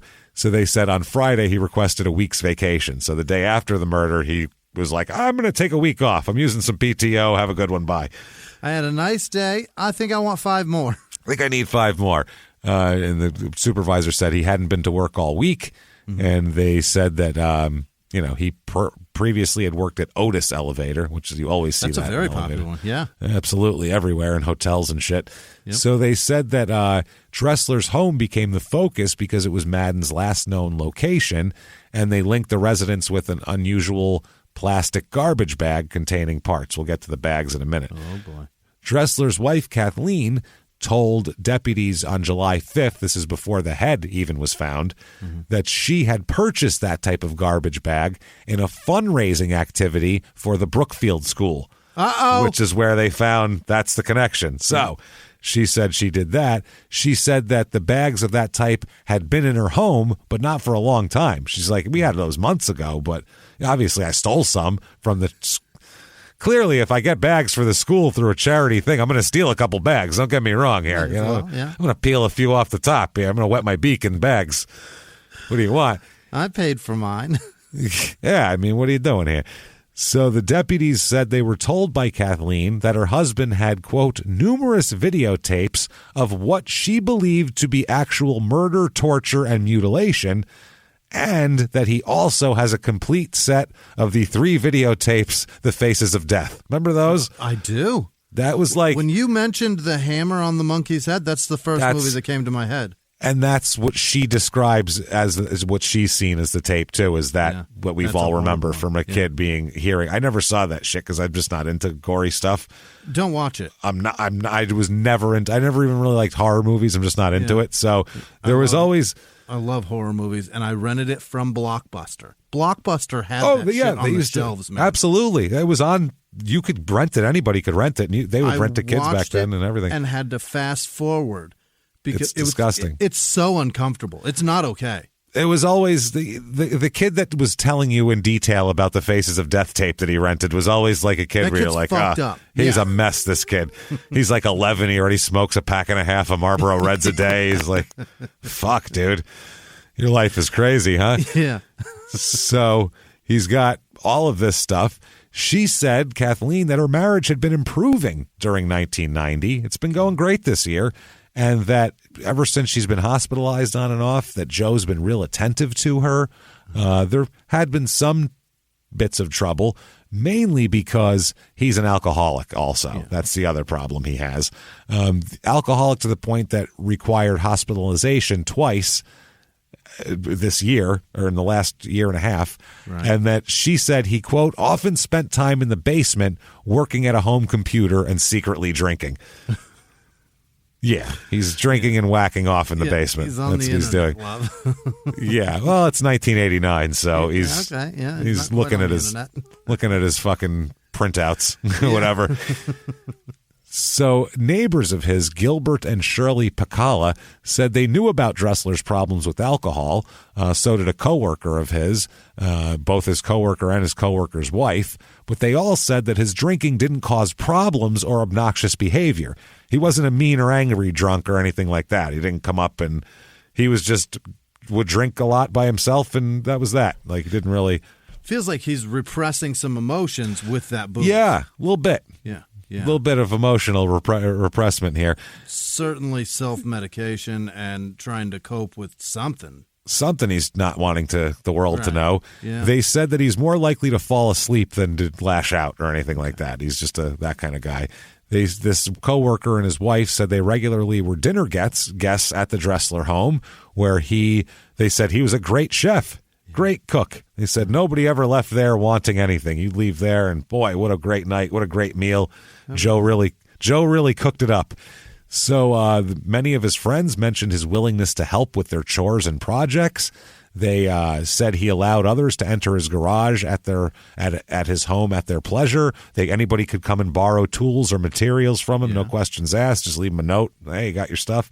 His coworker said that he was at Dressler's home as often as 5 times a week and dined with the Dresslers almost every Thursday night.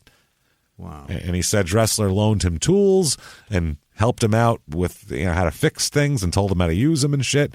Another witness, though, Patricia Brown, she said that she had some misgivings about Dressler as early as July 2nd, which is only a few days after the murder. She said Dressler left a telephone message at her house that day, said, quote, he wanted to know what was going on with police in the neighborhood. He'd been out of town for 5-6 days, and I didn't believe that was true. And she said that she had seen lights on in his home on the night of June 27th and had heard gunshots from his yard during the afternoon. She said gunshots could frequently be heard coming from his house, so she didn't care. She's always out back shooting on his acreage there. She did say, though, she doesn't like him because she said she has suspected him of killing her family dog. What? She said, our dog has been missing since March 13th, 1990. Our dog was not prone to wandering. Our dog was half blind and really quite stupid. Jesus Christ. Okay. Like that dog, lady? She said an encounter with one of Dressler's children and his wife, Kathleen, indicated Dressler may have harmed the dog, according to Brown. She said she asked if they had seen the dog. She said Kathleen Dressler replied, quote, no, I didn't even know you had a dog. And then the child said, yes, you did, Mom. That's the dog that Dad hated. Oh, God. That's you rat bastard. He said, yes, you did, Mom. That's the dog Dad hated. That's the dog Dad and then he shot, and then she said that the child's talk was quickly cut off by Kathleen. God damn it. Oh, that's fucking hilarious. So kids are such snitches. You little fucker. God damn you. So what in balls' sake happened to fucking poor Jim here? I would love to know. Let's find out, because it's horrific, man. So he went that night. He went and ate some pizza. His last meal was some pizza at the Root River Inn. Okay. With some coworkers. That's on Waukesha Road and Highway U in Raymond. He ate about 4 o'clock, and then after that, he was driven to Highway 45 and 5 Mile Road and dropped off. Last seen 7:30 p.m. at the home of Marilyn and Glenn Meyer at 12114 5 Mile Road in Raymond. They said the next stop was he was going eastbound, and the next stop would have been Dressler's home. Okay. Didn't come back and meet his associates at 9 p.m., and we know where he was found. So the deputies and the physicians in the autopsy that examined the body found evidence that handcuffs had been used to bind his wrists. Yeah. Handcuffs may have been, once they get in there, they believe they were attached to an electrical hoist. He's got a fucking engine hoist in his garage. They think that he hung. This is fucking horrible. The arms and hands indicated he had been hoisted off the ground by his wrist. Ouch. They found at that point, they also think that at some point he was turned upside down, hung upside down from the hoist, and they believe that at some point he took a hammer and removed the brain while he was hanging upside down. Oh my God. And they believe that he was dismembered while suspended in the air. Oh dear Lord. Like a butcher would cut a hunk off a hunk of meat that's hanging in a freezer. That's what he did, basically, with this poor guy. They said a forensic anthropologist said that a knife was probably used to decapitate Madden. In the reports, they also said that the top of the skull was removed with a hammer and the brain was removed.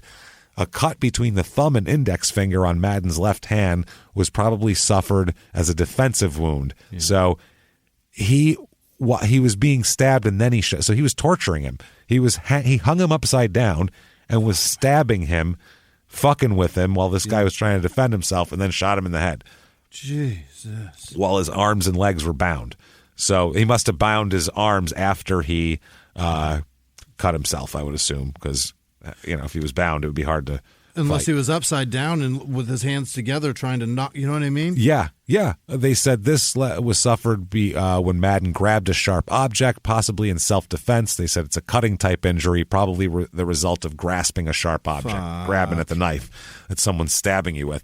Other skin injuries and evidence of bleeding on Madden's neck, right wrist and ankles indicated he'd been bound, most likely with a rope before his death. They said that the cause of death would have been a gunshot wound to the back of the head, but he had been stabbed near the heart, and he probably, they believe, had his throat cut as well. It was so anyway. He was dying no matter what, and then having everything removed. They said very sharp cutting instruments were used to neatly dissect his heart, liver. They took his heart out. I said bladder, I meant heart. Heart, liver, and one kidney. Oh, my God. Dissected, not messy. Yeah. Took it out that's disgusting. Why would you want? Well, that's also something that usually you don't, on the first try, that you can't do that very well. Yeah. Well, he does have a lot of time, though. That's the thing. He's got time and space. There's nobody coming home. Yeah. So he's got that. They said that razor-like tools were used to also cut between the neck bones to remove the head. Wow. He didn't hack it off with a big axe or something. Right. This was a precise thing here. And also a very sharp something was used to remove his penis as well. Yeah. So cut his dick off and did all this shit. So his skull was crushed, by the way, also later on. They said that all the organs were removed probably before his arms and legs were cut off. So I guess that's good. Oh, my. Yeah, this is fucking horrible. And his brain was put in the garbage disposal. Yeah. So this is as brutal as it gets. They made stops at his place of employment. They were following him when the day they took him in. They followed him around a little bit. They were investigating him, Dressler. They said that in the morning, he drove into Milwaukee County, where he made stops at his job, then made stops at what they said, quote, several Milwaukee apartment buildings.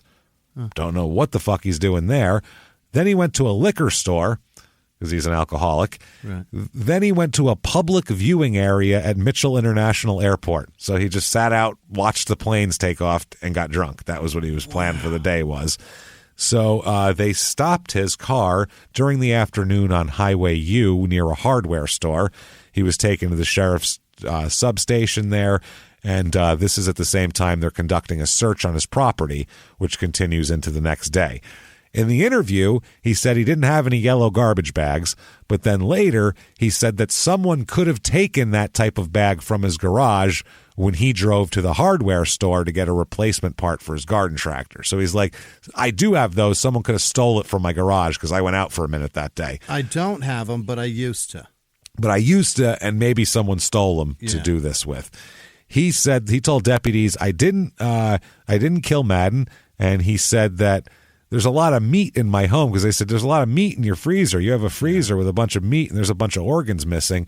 He stated that any liver that may be in his freezer was at least 2 years old and would be sliced approximately an inch thick from a meat service. He's like, if you're looking for his liver, it's not in my freezer. So they're like, what the fuck is going on with this guy here? They send the SWAT team, by the way, initially to clear everything out. They said, we told the neighbors to clear out. We're going to conduct a SWAT operation. Okay, now, when they took him in initially and he said somebody might have stole my garbage bags, they let him go after that. Because all they had taken from his house, they did an initial search and found pornography and things like that, and they left. But they didn't find the garbage bags or any hardcore evidence yet. And anything they had to test, so they couldn't hold him. So they had to let him go. So they let him go. Then when they went in to really do the big search, they brought the SWAT team. They said that he was found in his bedroom, was maybe sleeping, and he didn't put up any kind of fight or anything like that. They said the SWAT team was used just in case of some kind of emergency or if he tried to kill himself or some shit like that. Oh, boy, what a scene. 90% of the search concentrated on the house itself, but they also went into the foliage and the bean fields and all that kind of shit. They pumped the sludge from the septic tank. Oh, God. They have to go through the contents of this man's septic tank. Gross. To try to find brain parts. I don't know what the gross part about that is, but that's all the grossest thing I've ever heard in my goddamn life. Sift through gross to get to gross. To get to oh, yay! I found brain. Is that the wow winner there? Because I found wow. Jeez. They said that it was over 24 hours this took to go through everything. They said that our investigation was leading us in this direction, and a citizen tip just hastened it. I believe we would have reached the same conclusion eventually. Okay. Yeah. Okay. Now, you self-grandiose. Yeah. You son of a bitch. That's we were like on the trail. I mean, that's like someone can't open a pickle jar. They hand it to you. You open it, and they're like, "I mean, we loosened it up for you. I loosened it, and then you got it. You popped it right off." That's what they just said there. We had it nice and loose, and then he just came and kicked that fucking We found the body. lid off. We'd have found out where it came from. We would have figured out who it was eventually. Dick. During the first search, they did find blood in his home and in all of his vehicles. What? Leaky son of a bitch. He said he recently cut his foot. So he just did an OJ. I cut my hand on a glass. I don't know. He recently cut his foot. Barefoot a lot. Yeah, you know how it is. So they confirmed that they end up during the July 30th search. They find yellow garbage bags. They look for weapons, body parts, and clothes that belong to Madden is what they're looking for.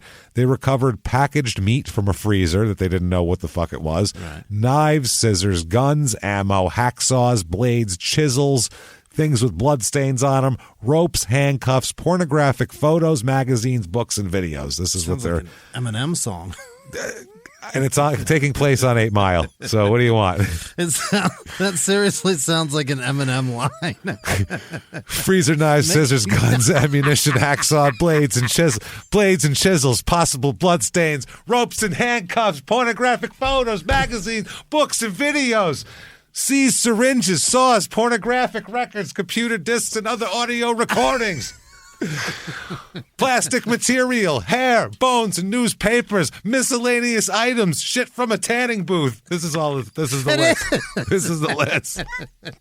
It is. You can make it work. Eminem's next cipher right there. I feel like he could make this work. He can make all of that rhyme. Yeah. Seized syringes, saws, pornographic records. There's a lot in there. That's amazing. Computer disc recordings and other plastics, hair and materials, bones and newspapers, miscellaneous items. He could make that work. For sure.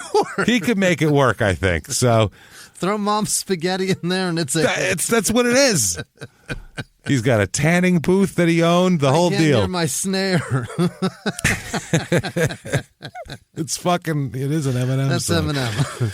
So they said that the extensive collection is possible evidence. Everything's undergoing testing and all that sort of thing. Blood samples also taken from everything. They took the garbage disposal, like we said, search and everything like that. Yeah. They said that they're going to take all the contents of the septic tank to the state crime laboratory to a bunch of people who'll be real thankful to get a hold of that. Oh, an entire truck full of shit. Thank you. You brought me a shit truck. Appreciate that. Don't worry, we put it in yellow trash bags. Yeah, it's great. Just go through it here. Oh, disgusting. They confiscated 300 items, though. So you could definitely make an Eminem song out of 300 items. If I had the full list, Faces of Death, all the magazine names and the porn names and you shit. You can make it all rhyme, I guarantee it. Fuck, you give me a night. Tomorrow I'll have that shit written. We'll do it. We'll do it together. We'll bust parts back and forth like fucking Raekwon and Ghost. It'll be terrific. So good. Just a laundry list of murder shit. Just a whole list of murder shit and gay porn. Murder shit and gay porn. Crotch is bulging.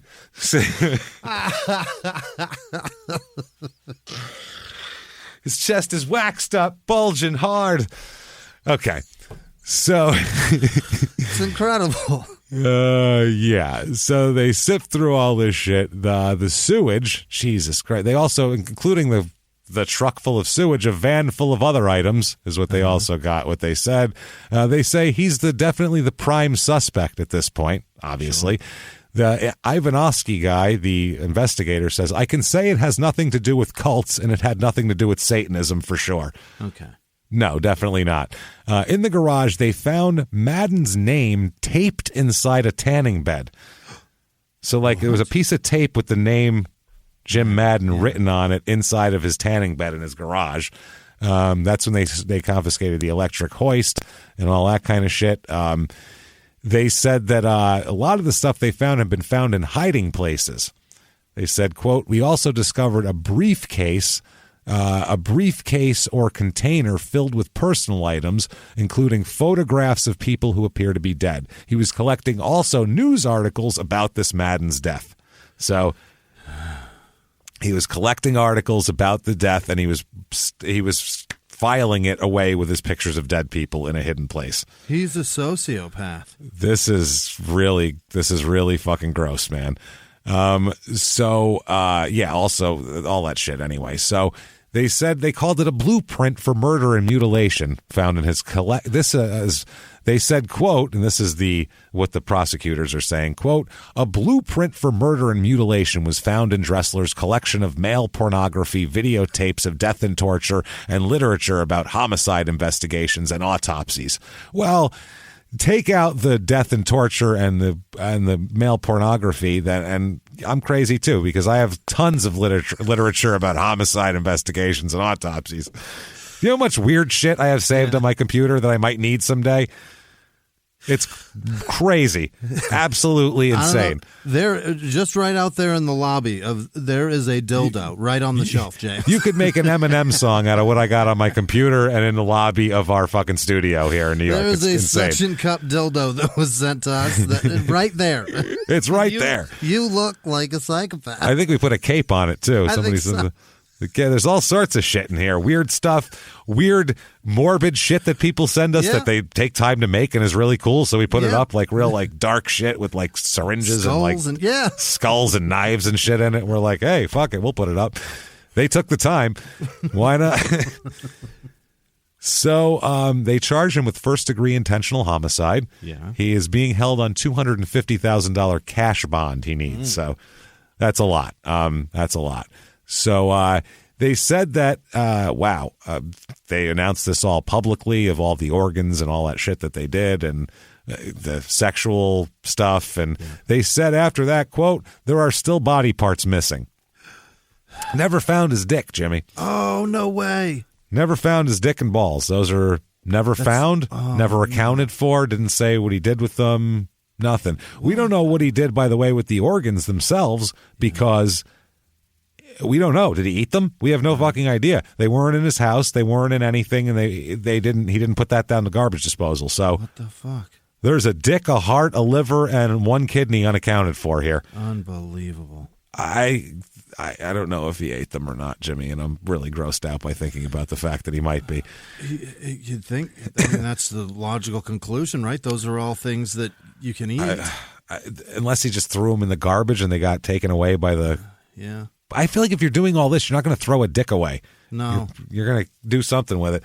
So it's always bad when you hear there are still body parts missing. That's not good. Why are the bodies? Why is the body in parts? Yeah. Why are they missing? The penis is always, or any sort of genitalia is taken or whatever for a specific reason. There's not. It's not. You know what I mean? You don't take it and throw it aside like you're. You don't like go, you're weeding your garden, right? You know what I mean? Oh, let me throw that off. I don't need that. It's got a deep like root the to it. Stem Wow. of the carrots. You know what I mean? You don't just remove that and throw it out. It's not just the top of the asparagus, right? Sort of the bottom, I guess. The bottom. So yeah, I guess it would be. But for some reason, when I think about when I eat them, it seems top. it seems like that should be where the root is, the delicious part. Yeah, it's when you eat them, you cut it off the top. So anyway, so. In court, by the way, this is directly from like affidavits from court documents, and it's unfucking real. This is a man who went to college and law school said this in front of other people who went to college and law school in public. Okay, quote. In these pictures that he collected, you will see that he liked bare chests, bathing suits, and what I'm going to call, for lack of a more sensitive term, pictures of men with bulges in their pants. This was all part of one collection. Obviously, it's not an art gallery. Obviously, it's the gay porn collection. Here it is. What this season's collection's amazing. Obviously, his friends didn't know about and weren't familiar with these things. It provides a motive for an otherwise inexplicable and unexplainable event. Who would do this and why? A man who's fascinated by this sort of thing, but all outward appearances is Mr. Neighbor, husband, and father. That's who would do it. Yeah. Saying he's hiding it and ashamed of it, and that's what would make him lash out at it. So, another thing they find is in a safe deposit box opened by Kathleen Dressler after the murder took place. A week later, in a safe deposit box in the bank, they find Jim Madden's driver's license, checks, jewelry, and other personal effects. What the shit, Kathleen? She was the one that opened it. By the way, by this point, he's arrested. A month later, she's already moved to Florida.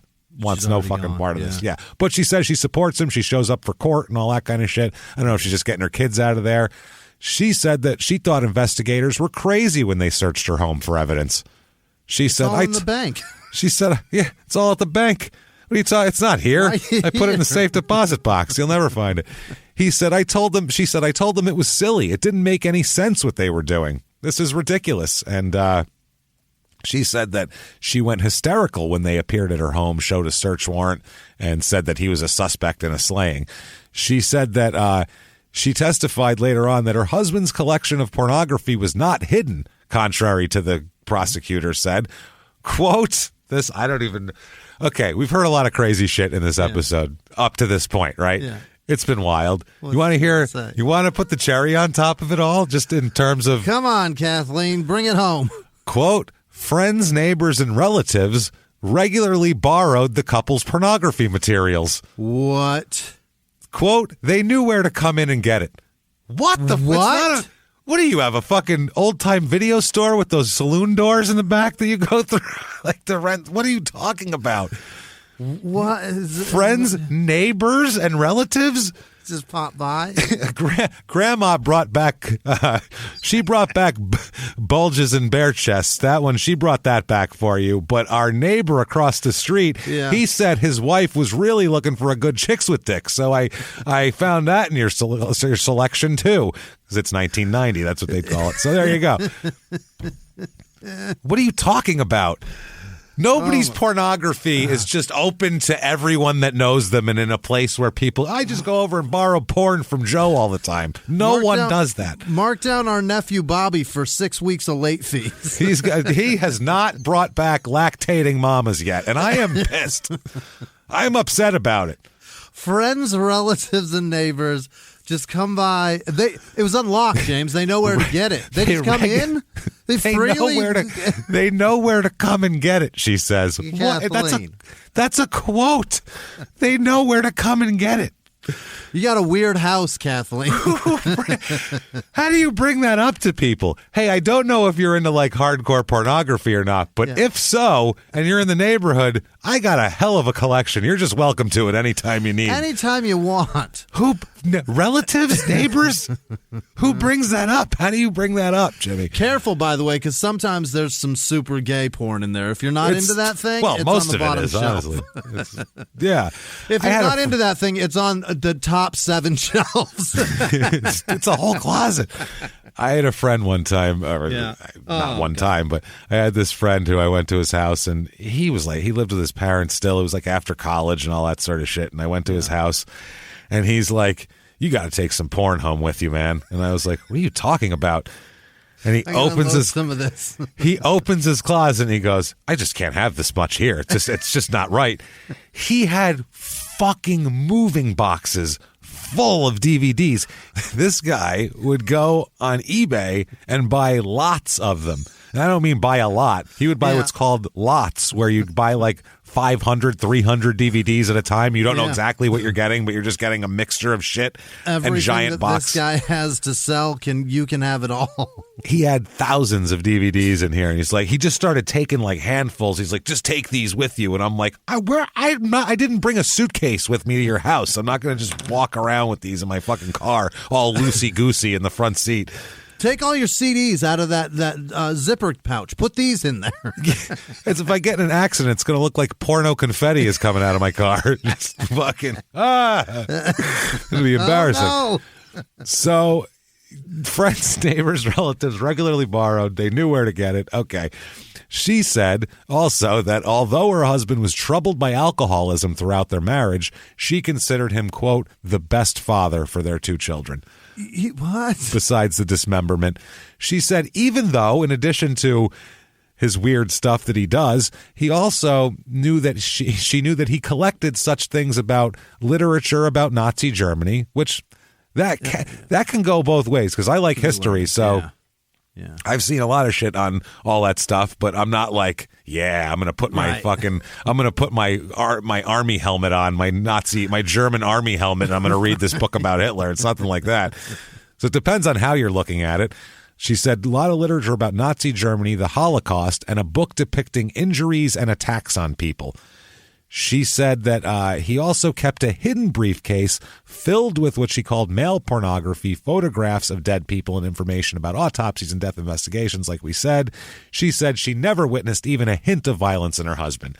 She said his nonviolent ways could be seen in his treatment of their daughter and son. She said he disciplined their children by having them sit quietly in chairs for a short period of time. Yeah. It's better than being hoisted from the ceiling in the garage, I guess, but... Well, I guess if you sit kids in a chair for some period of time, at least you got time to go whack it to whatever the fuck weird shit you got down there. And they're not going to walk in on it. Right. She said he was the best father. He never spanked them and rarely yelled at them. When they were naughty, he put the kids in timeout chairs. Naughty? Don't use naughty. Don't say that word. Unless you're Santa Claus or a dominatrix. I don't want to hear the word naughty coming out of you. It doesn't belong. And when the library of porn that she has in her house exists, she doesn't get to use that word anymore. I'm happy that you said library too, because much like a library, it was apparently shelved and open to the public. You could just come and borrow it. It was literally a library of porn. An actual library. An actual library. She said that she brought home rubber gloves allegedly linked to the Madden dismemberment. She said, quote, "I thought they'd be good for gardening and canning." Okay. And dismembering, apparently. Yeah. Pornography was very common, according to her. She said that visitors would often view adult videotapes and that her friends and neighbors and relatives would just regularly borrow shit. No problem at all. Ridiculous. She said, all the blood stuff in my house, easy explanation. Quote, "Joe fell in the basement and hurt his foot. There was quite a bit of bleeding." She said also that he has a chronic skin condition, which results in quite a bit of blood in the home from time to time. He leaks. It's a condition where it just opens up and blood spurts out. It's a super rare condition. Got leaky capillaries. That's all. You know how it is. He's got these surface veins. It's a very rare condition. She said, she said, wow. Dressler thoroughly cleaned the home after the death to eliminate evidence, but Kathleen said they cleaned the home together. Okay. She said, quote, "I went on the cleaning binge, not him." She was like, he didn't want to clean. I got home from the hospital and I wanted to clean everything up. Okay. She said she told a friend that her husband was cleaning everything, though. That was a separate thing where she said she was talking to her friend, like, all of a sudden Joe's like got a cleaning he got a broom up his ass. He's running around this place cleaning. This is not like Mickey him. Mouse and Fantasia. It's fantastic. Yeah. He said, quote, we both cleaned the living room to pick up the stains off the carpeting from the dog. She said she had a greyhound that got very sick and died in July of 1990 at the same time. So she said that was maybe some stains. She told investigators that the yellow plastic bags had been in the home. Similar, obviously, those are the bags they found. Now, a chemist with Mobile Oil testified that a yellow plastic kite tail at the home was similar to the bags bought by Dressler and the bags used to wrap Madden's body. I don't know what difference that makes. She testifies that she was unaware of what is called by the court, once we do some investigation, of her husband's, quote, homosexual liaisons in the basement. Unaware of that. He's having some hookups here.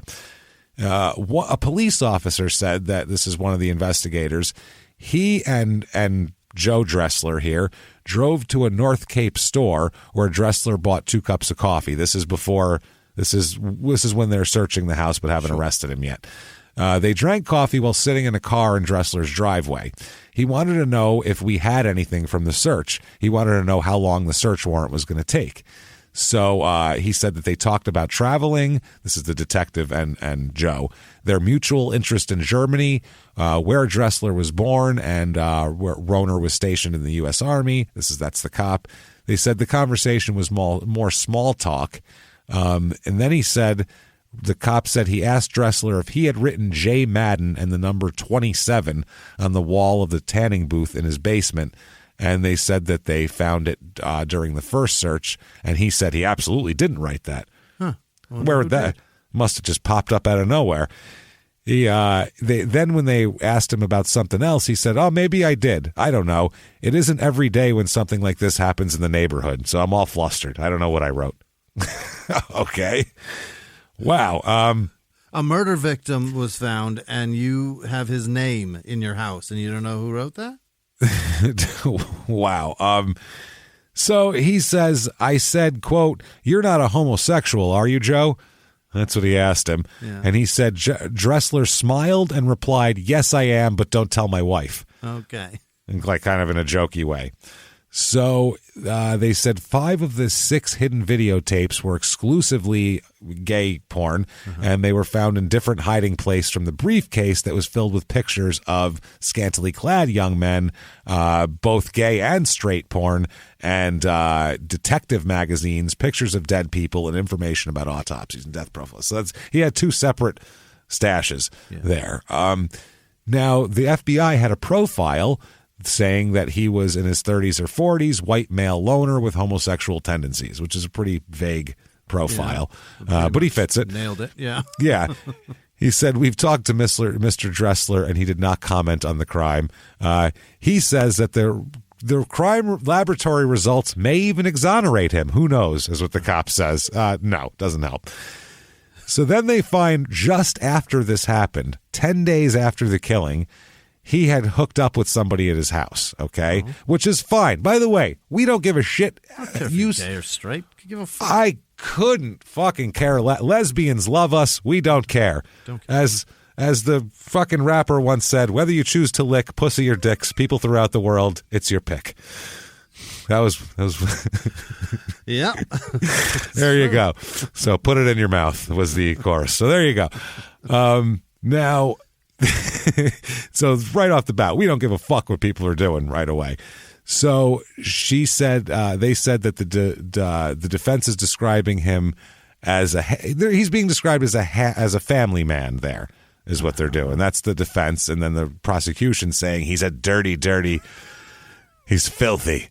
He's a pornographer. He loves cock. They said that 10 days after, there was an encounter that had striking similarities to what happened to Madden. It was a Milwaukee guy arrived at Dressler's home to look at a car that Dressler was selling. And Dressler asked him, "By the way, would you like to shoot guns? I got a bunch of guns. You want to buck off some shots?" So they shot guns together. And then they watched, as what the prosecutor describes, homosexual pornography. Yikes. And then they had sexual relations. Oh! Whatever that was. So a gun that they shot was the same weapon, by the way, that he used to shoot Madden. He's just still using it for target practice. He told a neighbor later on about that gun. Never mind. So what he did was he asked this guy, if the guy he had sex with here, he said, do you like being like bound and handcuffed? Tell you what it will do. It'll be really fun. I'll hang you upside down from this electrical hoist and we'll really have some fun. Oh, boy. And the guy was like, that doesn't sound great. That's weird. I don't think I want to do that. Dressler asked him if he, quote, wanted to go for a ride, is what he asked the guy on his electrical hoist. And he said that he was to, quote, demonstrate the hoist was powerful enough to lift a human being. So this is fucking crazy. So this is by the way, the girlfriend of the victim, Jim Madden, Allie Winkler, she says it's still pretty much disbelief. I can hardly accept that I'm not going to talk to him again. She said that there was no funeral for him. There's no funeral. He didn't want a funeral. So she said she wished she had had a funeral, though, because obviously this still... Yeah. She needs some closure. She said she's been trying to keep busy. She's had bunches of dreams about him and all this sort of thing. She said, I don't break out crying as much as I was. She moved into a new apartment, which is they were planning on moving in together. Yeah. And she said that she thought that he would really like the apartment, though, and that made her feel a little better about the whole thing. So reactions in the cow village land out here. Yeah. Neighbors said that, quote, here's one, this guy is a Raymond municipal judge, Judge Glenn Stagg. He says about Dressler, quote, he's always been a real nice guy. This judge said he was invited to the Dressler home with a group of about 10 people earlier in the year to discuss politics. What a weird house this is. And if you want to borrow any of our pornography when we're done discussing tax issues, it's here for the taking. On your way out the door after our foreign policy discussion, why don't you guys go ahead and grab one for yourself? Let's do it. Grab whatever you got. We got a big selection. There's a briefcase over there for the really dirty stuff. So this judge said he's very politically motivated, saying that Dressler's interest was focused on tax issues. And this Dressler was also a customer because this municipal judge also owns a junkyard. Mm-hmm. And he described Dressler as, quote, he's intelligent, he has a good job and a nice house. Now, Stagg, it's funny because they were friends on the outside. At least they're in jail at the same time, too, because Stagg is being jailed. This judge is in jail for failing to clean up his junkyard even after it was ordered by the court. His own court that he works for. His court ordered him to stop hoarding, and he wouldn't do it. He said, nope, I'm good. So one of the residents in the neighborhood said, quote, it boggles your mind that a man who's lived here 12 years is your neighbor that you've talked over the fence with. My Wilson. Yeah. My very Wilson, he said. They said he trailed off and said, I don't know. It's just like, it's crazy. Another one said, I just don't believe it. If it's him, then I'm glad too, because then you feel safer. I don't know what the hell that means. I guess that he's caught. Yeah. The one guy said right away after everybody thought the killer couldn't be from around here. So that's all, everybody thought it was some guy from the area. Yeah, bizarre random murder. Yeah. They said nobody from the area even suspected this guy. And they said, we're all glad he's arrested. I think everybody will be at ease. Everyone's a little scared around here. Everyone's a bit more careful. One neighbor said, quote, we sleep with a loaded gun by the bed and my door's locked now. Okay. He said that the night of the disappearance, investigators told, a couple days later, they had gone around to the neighbors and it freaked everybody out. He said, though, it gives you peace of mind. If he's the guilty one, I'm glad he's caught. So they said he's described, though, as a pleasant man. His next door neighbor said he seemed like a nice family man to me. He's been as good a neighbor as any. As far as I'm concerned, he's a gentleman. Okay. Except for the fact that he dissected a person. Yeah. So the theory is that he's got to. This is what the prosecutors are going to put out in court because they need to have some kind of motive to make the jury believe it. Right. So they said that his secret bothered him. The secret that he was actually gay bothered him, or he was bi, or what, his want of men bothered him, and that he started to feel the heat, is what the prosecutor said. They said that he was growing more and more worried about it, and this just made him snap. Now he when he gets to jail, his lawyer's there like right away. A relative of his called the lawyer and had to meet him down there. I think Kathleen helped him out. His lawyer says he denied doing this and denies any knowledge of it, and I'm representing him. So there you go. The lawyer said that when they asked him if Dressler killed anyone, the lawyer said, I'm not going to make any comment on that one way or the other. I think I'm not going to answer that question. He just described his client as a married father of 2 children and a, quote, normal citizen. Yeah. He's very normal. Don't ask me if he did it because I don't want to say yes and I don't want to say no. Don't make a liar out of me or an asshole. No direct questions, and if you need to borrow some pornography, let me tell you where to go. I know a place. I know, very normal pornography, though. It's nothing weird. Yeah. So 1991, right before the trial, this is really weird and awfully coincidental. This is about 25 minutes outside Milwaukee. Yeah. What happens in the spring to summer of 91 God damn it. in Is Milwaukee? That right? Jeffrey Dahmer gets arrested. Oh, my God. So before Dahmer's arrested, this guy's the monster of all monsters. He's removing dicks. He basically did what Dahmer did. Right. Basically what he did there. But now Dahmer, do that times 14, and you have... Or more, and you have a lot of attention goes to Dahmer, and this guy becomes not that much of a big deal anymore. Right now. It was fast. It was in every paper all over the world. Yeah. All over. It was constant. Every country. For I want to say 3 months, it wouldn't go away. And it was... And then his trial came up. Yeah. It was a lot. Every news channel led with it to talk about somebody that knew him. It was crazy. It was also, at this point, between Joe Dressler and Jeffrey Dahmer, out of nowhere, a huge push for the death penalty in Wisconsin begins. We at least got to kill these two, don't we? Jesus Christ.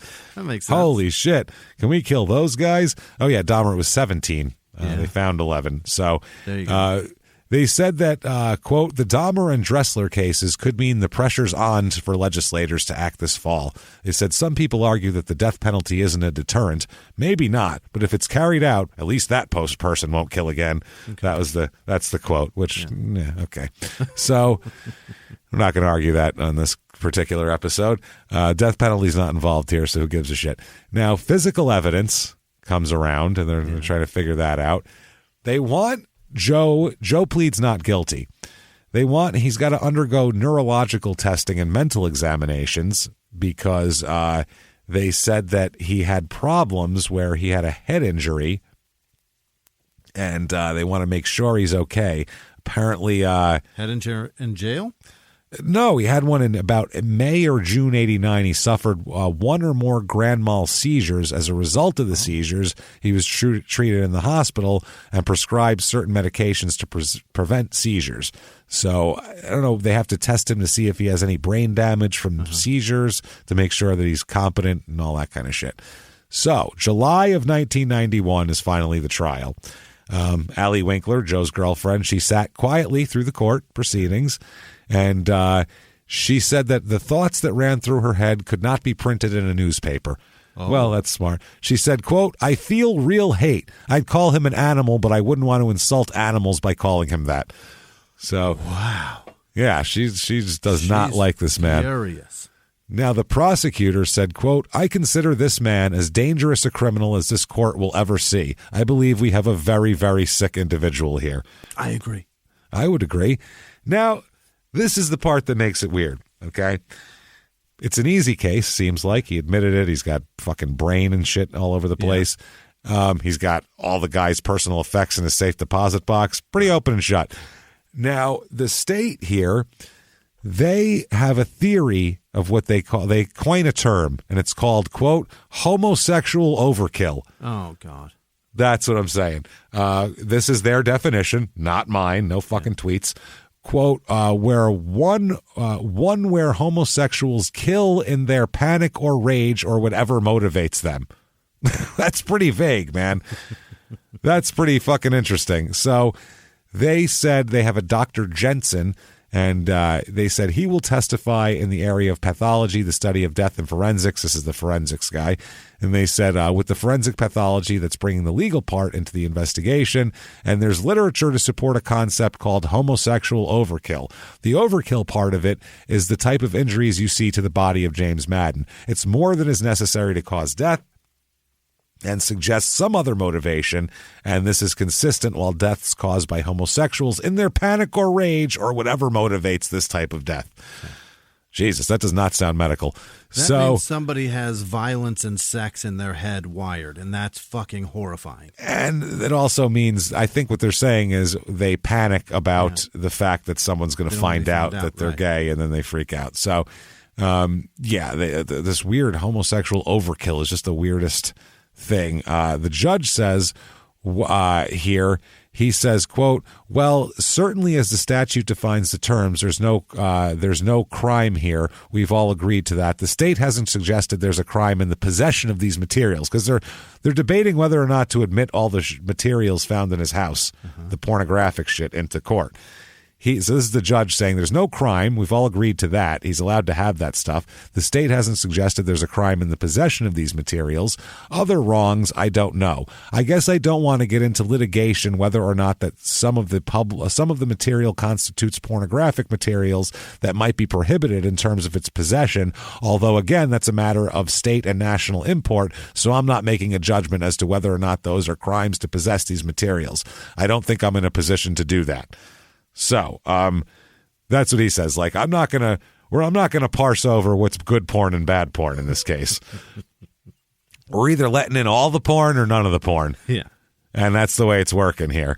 So they said that testimony on a sex motive would be allowed at trial. They will allow that whole, the thrill. They said that, it's a homosexual fucking whatever the hell he's talking about. I don't know. Stupid. So the Dressler's attorney said attempts to paint Dressler as a gay man would do nothing but, quote, taint the jury. Okay. Yeah, I know, Jimmy. I know. Right. To put that just together like that is just... It's too much. It sounds like he's going to teabag the jury. He's instead now he's going to lift his balls up and taint them instead. Yeah. That's what it sounds like. Roman soldier helped him. When you put it that way. Yeah. Exactly. He says, the lawyer says it doesn't prove any element of the case. He says, what kind of idiocy is this? Letting the porn in. He unsuccessfully sought to suppress pornographic materials there. So the prosecution has to address the accidental shooting aspect of the thing. Now, the comment to Byer, the neighbor, was that his gun fired accidentally as he cleared the chamber. And their prosecutor said that can't be true because the weapon doesn't discharge in that manner. Right. He says you don't accidentally kill someone and then decide to dismember them in this way either. So false and false, which is what I'm saying. You don't go, oh, my God, I shot my friend. Fuck, I better take his brain out and put it down my garbage disposal. Let me look at that kidney. That's crazy. You can't clear a semi-automatic weapon and then it just goes off. You pulled the trigger, man. It operated perfect. Perfectly what you wanted. Yeah. So the defense, their defense is that alcoholism led him not to the murder. He wasn't drunk and blacked out, didn't know what he's doing. That's not the case. They're saying alcoholism led him to admit involvement in something he didn't do. He didn't have anything to do with this. What he told his neighbors, total bullshit. Because I was drunk? I was super drunk. His lawyer said, quote, this poor dumb alcoholic got himself in more trouble than he could imagine. That is fucking awesome. The lawyer says that Joe only learned the details of the death from the sheriff, Robert Rohner, and that his drinking disorder led him to include these details in a phony confession. He said statements Dressler made to Byer included details he hadn't heard from the investigator. That's what the prosecutor says. Those were his own details. Right. And then she talked about the plastic bags and all that. So the defense, though, it's fucking hilarious. The defense is saying that he's going to show the prosecution's evidence is not very strong and that Dressler was incapable of committing such a horrible crime. He said, quote, "You'll find Joaquin Dressler is a nonviolent person. He's a family man. Yeah. He's been married for 15 or 16 years. He has 2 kids. He doesn't even spank his kids. The crime charged in this case is wholly inconsistent with his character." So we should have let BTK off too then? Yeah, right. What the fuck are you talking about? Then the defense, their big defense is Dahmer did it. Oh, Dahmer drove from Milwaukee here. He drove and murdered 25 a man miles in this out. guy's house. It's not in his usual MO to drive to the farms to do this. He usually just picks them up in bars. Yeah. But instead, that's their strategy. Dahmer did it. So there's that. Dahmer did it. And his lawyer argued that there were quite amazing similarities between the Milwaukee victims and Madden. But the judge says there were as many differences as similarities. You're out of your fucking mind. You're not allowed to use that as a defense. Thank you. Fuck off. Yeah. So their other strategy is lack of physical evidence, which I think there's plenty of physical evidence. The defense doesn't deny that Dressler's statement to the neighbor, but presented the testimony of an alcohol-related phenomenon called confabulation. Oh. This is confabulation. It's an alcohol-related phenomenon of lying. Okay. It's weird. No one lies when unless you're drunk. Apparently, yeah. It's like when you're talking like big fish stories when you're drunk. That's confabulation. Take credit for murders that nobody knows about. All right.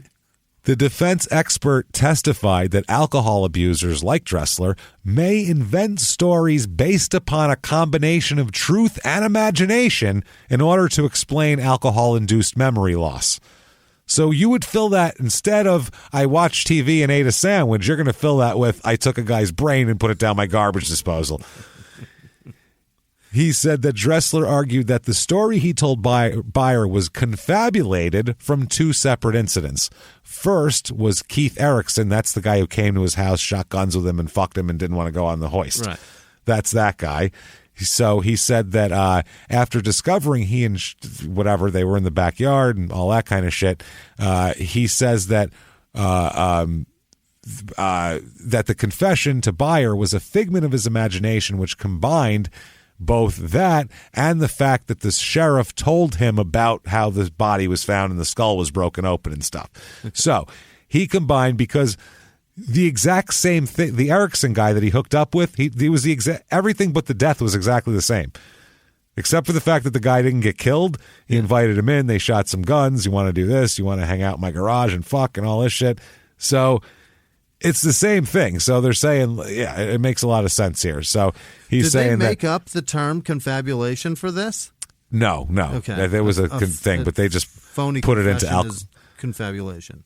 I guess, or not a confession, just making shit up, I think. And this is thinking it's true, I think, here. Okay. So they're saying that, yeah, he combined that with the knowledge he got from the sheriff. Yeah. And he combined and he made that his hookup, put them together, and thought he did it. Because he's such a drunk. He's a poor alcoholic bum, as they put it. So they asked, also the defense lawyer asked the criminologist if he had heard of Racine County sightings of people wearing hoods filing into wooded areas. He also questioned this criminologist's knowledge about ritualistic killing of a dog in a rural barn and suspected satanic activity near Waterford. The cops do indicate that there is a general amount of satanic action in rural areas, is what Jensen said, the doctor. So, yes, but not here. Yeah, it happens, but not here. So, verdict comes in. Jury deliberates for less than 2 hours, by the way. 10 women, 2 men, and it's less than 2 hours. And they come back with not shocking here, guilty of first-degree murder and first-degree intentional homicide, as we might say. Sentencing comes around now. Okay. The defense attorney wants sentencing to not be delayed because he says, soon as we get it sentenced, that's when we can start the appeals process. Right. And we have a great appeal here, is what he said. So, okay. He said the Wisconsin Court of Appeals will order a new trial. It's going to happen. He said that also Dressler's wife, Kathleen, also shares that hope. He says, quote, she's planning on being reunited with him after we win the appeal. Wow. Okay, and we can put our porn collection back together and start over from square one. The appeal will focus on rulings saying that allowed jurors to consider his interest in death, torture, and homosexuality. He said the judge's rulings on his unusual interests improperly inflamed the jury and prompted the conviction. So he's very upset. Now, the other thing that's funny here is the judge could have instructed the jurors on lesser charges. You can do that too, such as reckless homicide. And Dressler, though, said no, because you can do that. And your strategy is, if we go with just first-degree homicide and they don't think it was a planned-out thing, they can either convict me and send me away forever or let me go because it was an accident. Right. Whereas if you put in reckless homicide, then they have the option, if they don't really know, they'll figure they'll split the difference and just give you that. Right. So anyway, Dressler said, no, I don't want the lesser charge on there. First-degree intentional or nothing at all. Okay. That's what's going to be the charging. The judge said, quote, the defendant has the right to make choices regarding his own destiny. He certainly did. Yeah. During sentencing, the prosecutor said that Dressler should never be free to kill again. They say it appeared that this defendant had been preparing himself for the crime for his entire adult life, referring to his interests in all the torture and all that shit. They say this monster who committed this monstrous crime. Don't use monster twice in the same sentence. Yeah. This monster who committed this monstrous crime is a wolf in sheep's clothing. And then says that attempted to avoid prosecution by representing himself as a typical middle-class family man. Quote, he knows the difference between good and evil, but he embraces evil. Oh, boy. Now, the Madden family, Jim's relatives, they get to get up and make a statement. I believe his father gets up and said, he's gone because this man killed him for a thrill. I don't quite know where to begin nor where to end, but only to tell you that our life has been changed. We were happy. We're not happy anymore. Every day we get up and struggle. The mother gets on the stand, Mary Madden, and she says, sentence him to life without parole, quote unquote. I would not be here and I would not speak unless I was convinced that this man is guilty of the crimes as charged. She said, I love Jim. Our family loved Jim. I don't quite know where to begin and where to end. And she said the same thing as him. Interesting. So now Dressler, he gets to get up in front of the judge here. Oh, this should be good. Now, I guess you can get different, there's different levels. You can get life without, you can get parole after like 15. You know, there's a lot, the judge has a lot of leeway here and shit like that. So this guy gets up and says, this is Dressler, quote, notwithstanding the verdict of this court, I am not guilty of this crime. I look forward to and am anxious to begin the appeal process. I will leave it at that. Oh, Jim. Probably not the greatest thing to say to the that. judge. So the judge, he clears his throat, I think, before this one. Let me tell you what you're.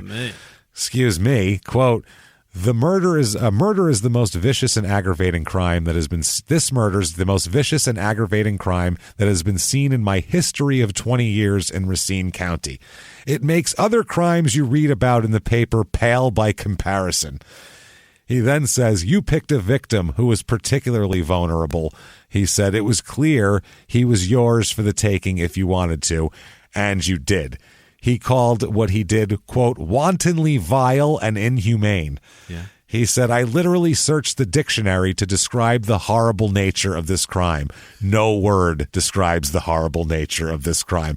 If a judge is saying this to you, you are fucked. Yeah. You are double fucked. He used the term depravity of mind to describe the murder, saying that Madden was bound, tortured, shot in the head, dissected, dismembered, castrated, and decapitated. Yikes. More Eminem lyrics. Yeah. Holy shit. The judge said the crime involved planning and pretty intricate efforts to avoid arrest and prosecution. Quote, by your own statement to a neighbor, you removed the brain of the victim to remove evidence of a gunshot wound to the head. You, sir, may fuck off. Life without parole. Eat dicks. Line starts that way, motherfucker. Fascinating. So, yeah, they obviously said, we're going to appeal, man. Yeah. We're going to appeal. Said it was the jury was heavily influenced by pornography, and, you know, that's that. He said, the defense lawyer said, "Don't even worry about it," I told him. I said, "Don't sweat it." He said, quote, "It was the sentence we told him to expect. I know he's disappointed. He's disappointed with the conviction, and he's disappointed with the sentence." He's like, "But it's good because we're going to flip this bitch in it's quicker than you can strap somebody up to an engine hoist. We're going to fucking take care of this."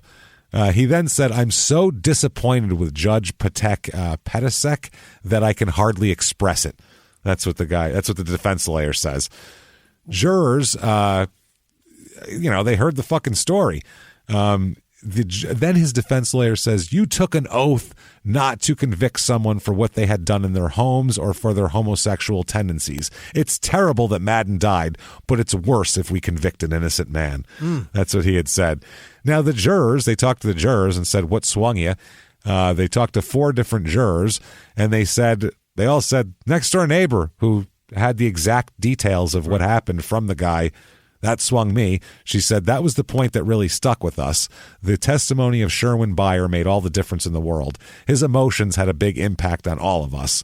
Another one said that she was Jane Gross of Plover, said she was offended by claims that the jury was prejudiced by the allegations of Dressler's homosexuality, alcoholism, and penchant for pornography. Wow. "We took offense to it because we thought we were very open-minded. We thought we did a good job in a difficult situation." They said that one of them said portions of the trial, when the killing and dismemberment of the body were described, they were difficult to sit through. One of the jurors called it horrendous and said it's something you just want to forget. They said that the members of the victim's family and the defendant's wife were in the courtroom. That made it very difficult for them, but they tried to keep it detached. One of them said the wounds on the body reflected the defendant's state of mind and his condition that it was an intentional homicide. And they said that the prosecution presented a very solid case, and they said the defense attorney asked the jury to overlook direct evidence. Yeah. They said that some of the defense's arguments were redundant. This was an intelligent jury, and we were beyond ploys and tactics used by defense and reached a decision through direct evidence, one of them said. Okay. 1992. Oh. The next year, his wife divorces him. What happened, Kathleen? Dude, it was like a big thing, too. Yeah. Like, it was a big thing in court. He tried to make it so she had to take the kids to visit him in jail a certain number of times a month and all that kind of shit. They were fighting over everything. She ends up getting custody of the kids and all of their property. Who else is going to get it? And his pension when he turns 55 as well. Take that. She even gets that. So, I mean, what the fuck's he going to do with it? I guess he could buy ramen noodles and shit in there. But not get raped in prison. I guess. I mean, although, who knows if he's, maybe he's fucking, maybe he's going to cut people's brains out instead. That's going to be his tactic. He would possibly give it to not get raped or give it to have sex. Voluntarily, I would think. He seems like, I don't think he wants to be overtaken. One way or another, that money's being utilized. Some way, shape, or form. Or attorneys to get with all his fucking appeals, because he's got so many goddamn appeals, too. They're all over the place. Boy. But, yeah, the divorce thing really stretched out longer than you would imagine for a divorce case, considering the woman is standing there with her 2 kids saying, "I'm just trying to get my 2 kids through life," and this guy dismembered somebody, dissected them, fucking cut their dick and balls off. This is crazy. I'm trying to get my kids through life while he's literally trying to get through life. Trying to get through life without. I got life with kids. He's got life without anything. So it's a lot fucking different. They appeal. The appeal, I believe, goes all the way to the Supreme Court of Wisconsin. The last appeal was in 2019, by the way. He's still appealing. Still appealing. First Amendment grounds is where they really were concentrating on, saying that exercising their rights guaranteed by the First and 14th Amendments, Mr. and Mrs. Dressler were merely possessed articles from magazines such as Time and Newsweek, some of which depict violence, commercially produced erotica of both heterosexual and homosexual variety, and 3 commercial videos entitled The Faces of Death. They were kept in their home, out of reach of their children. All are available in public library or to adults in bookstores or video outlets. It is undisputed that all are protected by the First Amendment. Commercial publication predated the crime by a minimum of 2 years. None of the materials depict the victim or the crime charged. Mr. Dressler did not distribute, author, or produce the materials at issue. He did not take the witness stand at his trial. So they said that the record is void of any evidence that he advocated, expressed an opinion, or espoused the ideas contained in or depicted in them. The trial court lacked any evidence from which to make the finding of how the materials came into his possession, under what circumstances, or when or how or by whom the materials were compiled.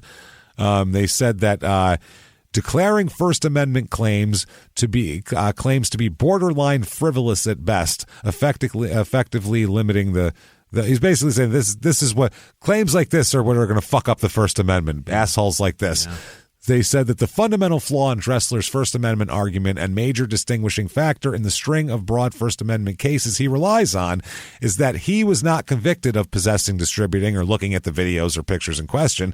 Although they may have helped to convict him, he never explains how his right to possess or look at them was affected by their use and evidence against them. Because if he had anything that was to do with a murder and similar, they're going to try to use that. Sure. Innocent citizens need not fear a murder prosecution based on the mere possession of lawful videotapes and photographs. The guilty, however, should be wary. If they're into that. They said the same jury effectively overruling this one case, it declared that a jury may draw any inference it wishes from the contents of a protected home library. The same attorney continuously represented Mr. Dressler from pretrial through federal denial in this court. He sought Friedman adversary hearing compliance and prompt judicial review. Jesus Christ. They basically said, go fuck yourself. Yeah. So that's 2019. The last appeal is denied. Then in Connecticut, there's a cold case. Oh. Connecticut authorities are now aware of Dressler. According to Sergeant Brian Acker of the Connecticut State Police, he said he too has considered the possibility of a link between a murder they have there and Dressler. Acker said he hasn't established any definite ties between the investigations and the deaths weren't identical. The dismemberments have similar characteristics, though are not exactly the same. This happened in November of 1986. They said that there's no, and they said there's no incentive for him to tell us about anything at this point because he's trying to get out on appeal. Right. Connecticut authorities reported that a man who was killed, thought to be hitchhiking to the home of friends in Boston, was killed in November 86. A headless, legless body was found at a rest area along Highway 8 between Torrington and Litchfield, Connecticut. The rest stop had been advertised in magazines. It's one of those one of the secret hookup spots there. And they say that his remains were found wrapped in a blanket lying in the snow. He was identified through fingerprints, but they don't think that it's connected. But Connecticut was very interested to find out because of some similarities in the way the cuts were made. Oh. So they didn't like that. I got it, yeah. Yeah, they were like, there were some specific actions taken in the dismemberment that every dismemberment's different. Yeah. You know, and this was like same vertebrae, same like shit like that. So they were like, this is weird. And who knows, 86 to 90, you can do a lot of growing from 86 to 90. Sure. Yeah. You can learn about plastic bags. You can have different things you bring into it. You can start thinking about what organs you want to take with you. Who knows? So we don't know. That case isn't solved, so who the fuck knows? And then finally, this neighborhood is still dealing with this shit, by the way. What? Still dealing with the stigma of it. One woman here says she doesn't like the continual mention of the address of the former Dressler property on 5 Mile Road. She tells friends that the home she's occupied is next to the land where the murder occurred. But the residents said the murder didn't prompt them to buy guns or take other security measures. That's not what they said in the paper. Right. They said it later. But when it happened, they're like, I sleep with a loaded gun next to my head. And then later on, they said, quote, if it's going to happen, it's going to happen. One thing you say to yourself, it couldn't happen here. Okay. Wow. Well, yes, it could, obviously. It happened right fucking here. Like exactly right here. I'm blown away by this whole fucking thing with this guy. He's still in prison, thankfully, and he's not going to get out. let's get one thing straight. First of all, he definitely did this, okay? Yeah, right. He absolutely killed this man. He absolutely dismembered this guy. He did we don't know what the fuck he did between the torture, the killing, the dismemberment. All we have is what we have physical evidence of. Yeah. Everything else is in his fucking brain, what he did. Right. We have no clue the weird shit he did. We have no idea. We don't spent hours with this body. We don't know that it was. Then it's probably covering up the homosexual urges that he has. Who fucking knows? Though he knows. That's who knows, and he could tell us. That's the thing. Yeah. And second of all, whether they're gay or straight urges, who gives a shit? To do this doesn't fucking matter in the least. Either way, you're a dick. Because this is shit that Ted Bundy would have done. Right. In a heterosexual way. What's the difference? Who cares? It doesn't fucking matter. The one thing I don't like about this case is I honestly wish that the prosecution didn't put the porn in there. Yeah, don't focus on that. You don't need it. You have a witness that's going to come on and say that you have a witness that's going to come on and say 10 days after the murder, I came to his house, did the exact sequence of things that he told his neighbor he did with this guy, and then we fucked a bunch and watched gay porn. Right. So you would have had that. That's all you would have needed. Yeah. Maybe introduce the tape they watched as evidence that he knew what tapes he had in his possession and he was telling the truth. Yeah. Maybe that's it. But otherwise, it's like Michael Peterson, the staircase. Yeah.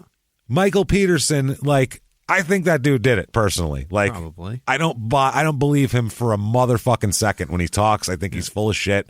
I think his body language is fucking terrible. I think his story's garbage. I don't it's like really far-fetched. The owl theory. I don't like any of his theories. His theories suck. They're all far-fetched bullshit, but I hate that the trial focused so much on that prosecutor going, homosexual, like that, the way she was. She was like a preacher, that lady. His dirty homosexual lifestyle that he didn't want anybody to find out about. I was like, ugh. They framed so many murders in that time period about that. Yeah. It's it's disturbing. It is. So I think you could have taken all of that out and just made it like, he's a married guy and maybe he was freaked out about being gay or being bi or whatever it was, and you could have added that in. But I think when you start adding in all the porn and stuff, it's like you're trying to get a definite win. Yeah, like you're slamming. Like you're piling on at that point, for lack of a better term. You're tainting the jury is what I'm getting at. So... But either way, you're putting your thumb in the ass when you're already in there. Stop You're already in. Either way, though, this is one of those where this guy can't be on the street. He can't. Anybody who's capable of physically doing what he did, you can't have him mixing in society anymore.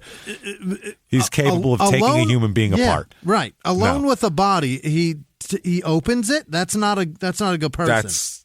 He didn't. If he did accidentally shoot the guy, that fucking happens. Yeah. Call the cops and say what happened, and it's fine. The guy has no criminal record, upstanding citizen.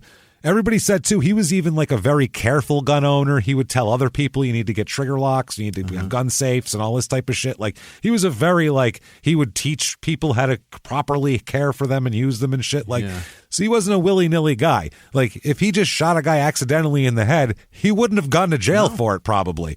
Or he might have, gotten probation for 2 years or some bullshit like that if they honestly believed that's what happened. But once you cut the guy's brain out, you've gone over that. You've gone above and beyond. So it's intentional. So anyway, that's Raymond, Wisconsin. That's a crazy fucking goddamn shit bonkers story that was. So if you enjoyed that or enjoyed any of our episodes, get on whatever platform you're listening to, Apple Podcasts, Stitcher, Spotify, and now Audible as well. Please review on there and give us a review. It does help us out a lot. It helps drive us up the charts. So thank you for doing that. Head over to shutupandgivememurder.com for everything crime and sports and small town murder. If you're not listening to crime and sports, I don't know what you're doing, but get started on that shit because it's hilarious, and we get to unleash on an asshole athlete every single week, and it's a lot of fun. So check that out. But get all your merchandise, and most of all, get your tickets to not only all the live shows coming up, but the virtual live show. Yes. that I'm so excited about is February the 10th, and it's available for 72 hours after that. It's going to be a small town murder episode with all the visuals, all the fun. Yeah. And if you saw the last one, you know we get super wacky, and the visuals make a huge difference and change the entire show. It's a live show. We're just broadcasting it out. That's all we're doing, and we have no audience. You'll be the audience, but we can't see you. We just can't see you. Yeah. So that's how that works. It'll be Sarah hanging out in there. So there you go. That's our audience. Thank you, Sarah, for being our audience all the time. So there you go. Get your tickets to that right now. shutupandgivememurder.com or over at momenthouse.com/small town murder. Also available there. I don't know why. Just whatever. So get your tickets to that. Follow us on social media. We are at Murder Small on Twitter, at Small Town Pod on Facebook, and at Small Town Murder on Instagram. Yep. Check us out there. Patreon, big stuff this week. Yes.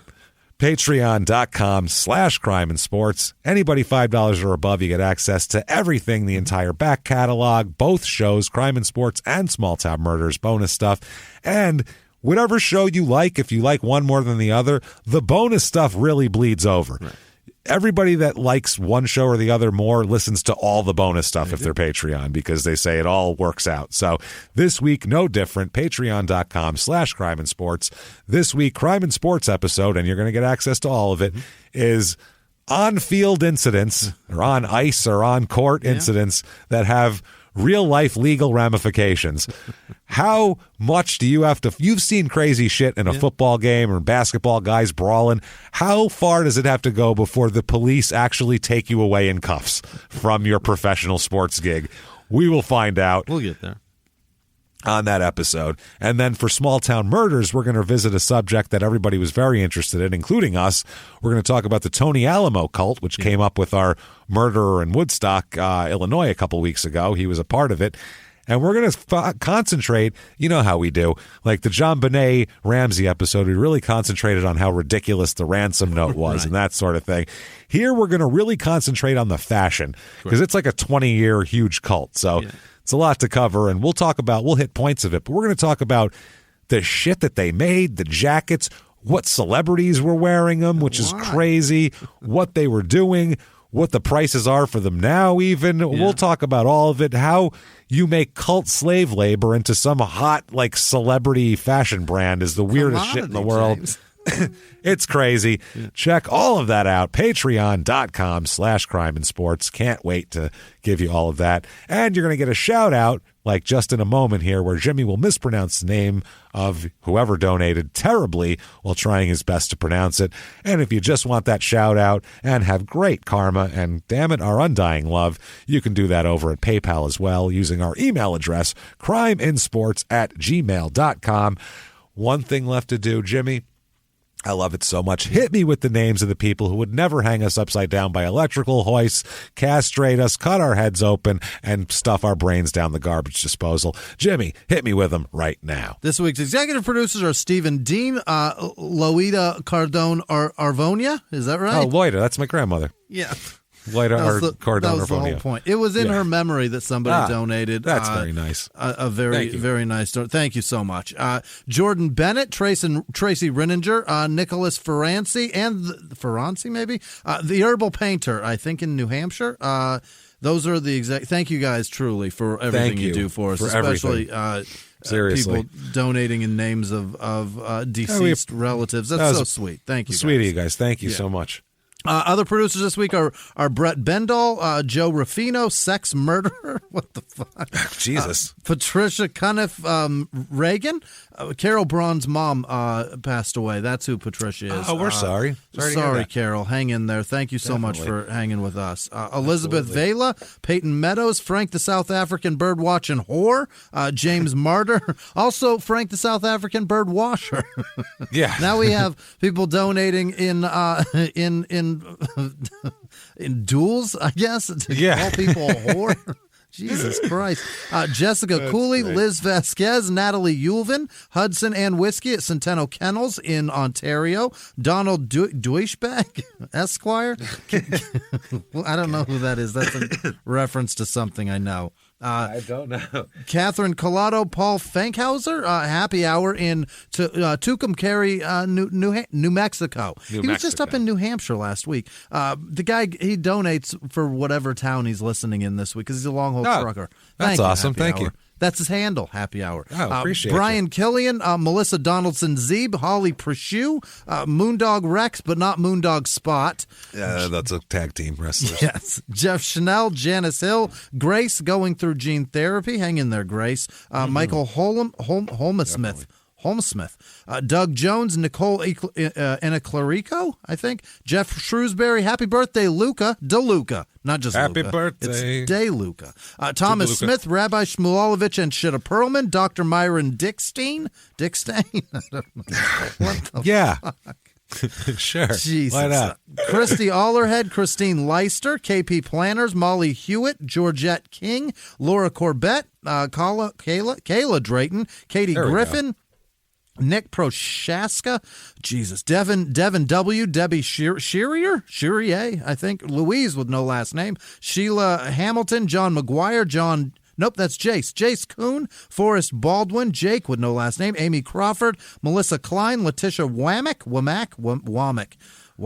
One of those. Oh, boy. Karina Mullins, she got 2. Thank you so much, Karina. Thank you. Christian with no last name, this guy, Winston Shao, Noel Darville, keyboard, probably not, Louis Tran, Mickey DeMouse, pseudonymous.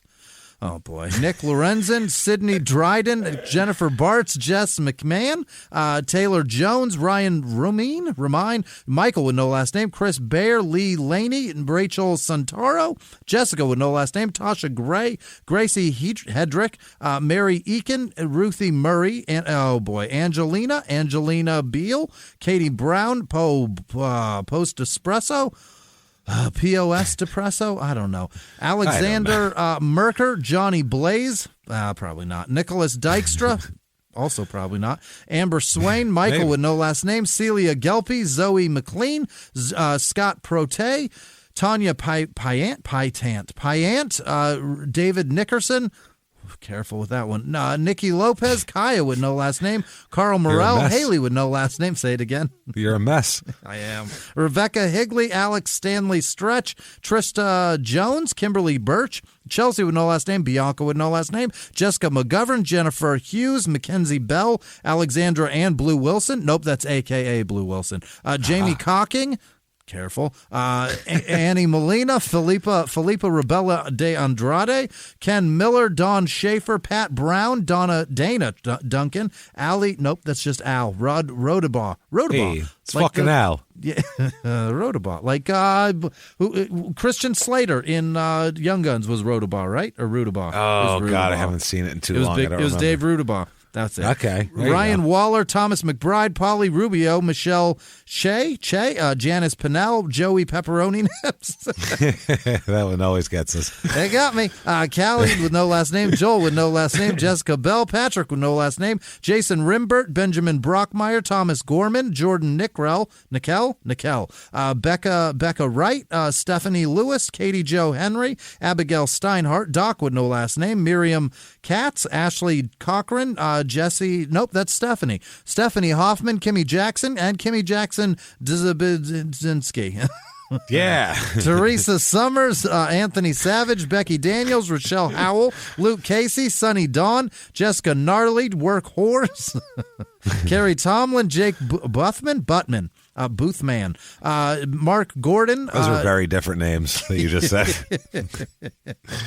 Keanu Himalaya, Tucker Derstein, Julian K, Rhonda Webb, Megan with no last name, Deanna Shelton, Heather Murphy, Tyler Martinez, Miller Waste Man, Markham, Ontario, Casey Kampf, Chloe Grog, Rochelle DeFlorio, Tamron with no last name, Candace Lopez, Beth Young, Caitlin Cunningham, Harrison Holcomb, Sarah McGrath, Louise Peterson, Laura with no last name, Christine Fowler, Christine Delosier, Neil Wilson Jr., Emily Cunningham, Brandon Steele Wyatt, Jess, nope, that's Thomas Grace, Matt, very different names again. Kim with no last name, Sarah Ann TJ, Jared Lex, Sam Beard, Shayna Noyes, Cora Jarrett, Andrew Younker, Lisa Rust, Isaac Schultz, Joshua Wilson, Tara Gale, Nick Mason, Scott Bouland, Monica Young, Tanith Reynolds, Walter Doe, Jordan Zander, Cody Gochner. Oh, boy.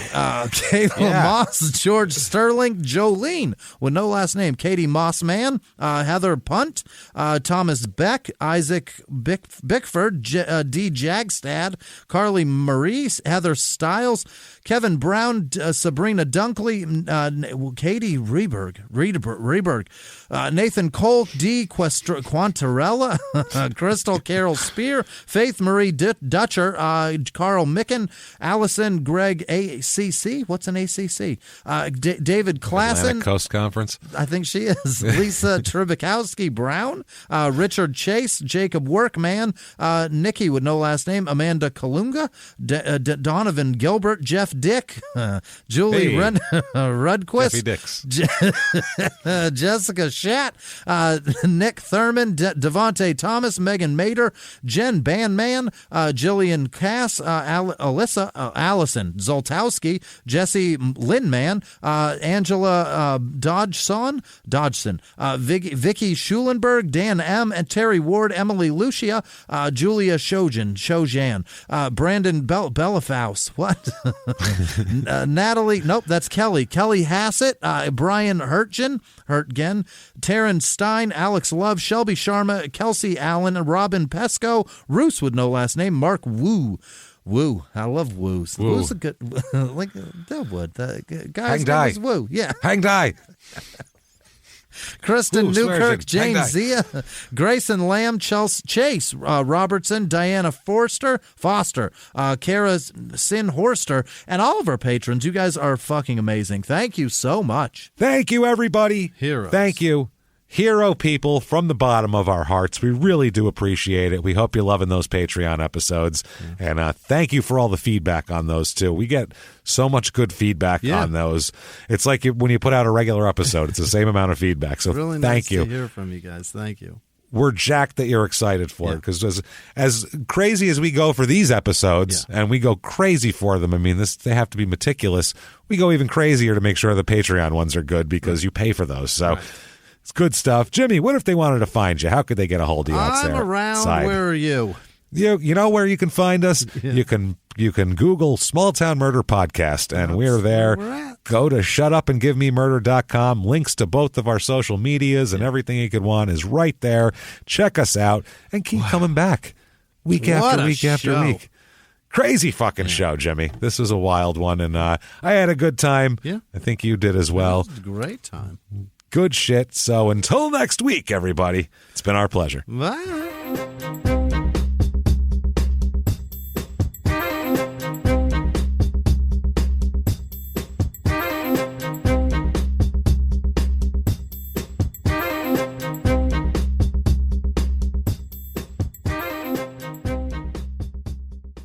If you like Small Town Murder, you can listen early and ad-free now by joining Wondery Plus in the Wondery app or on Apple Podcasts. Prime members can listen early and ad-free on Amazon Music. Before you go, tell us about yourself by filling out a short survey at Wondery.com/survey. In the 1980s, a rosé swept the country. Hey, Mike, I really like this White Zinfandel. Well, good. Now put it down. I'm going to try another one. White Zin became America's top-selling wine. But most don't know that this sweet drink has a sour history. What began in 1986 with counterfeit bottles, a big fraud, a multi-million-dollar fraud, sent investigators chasing one of the most powerful families in the business, the Licciardis. But the closer the feds got to them, the more dangerous things became. It's a story of deceit. At the time, I was paranoid. Threats. You touch my kids, I will kill you. And murder. With a .22 caliber bullet to the head. What started with a scheme to mislabel wine spilled into a blood-soaked battle for succession.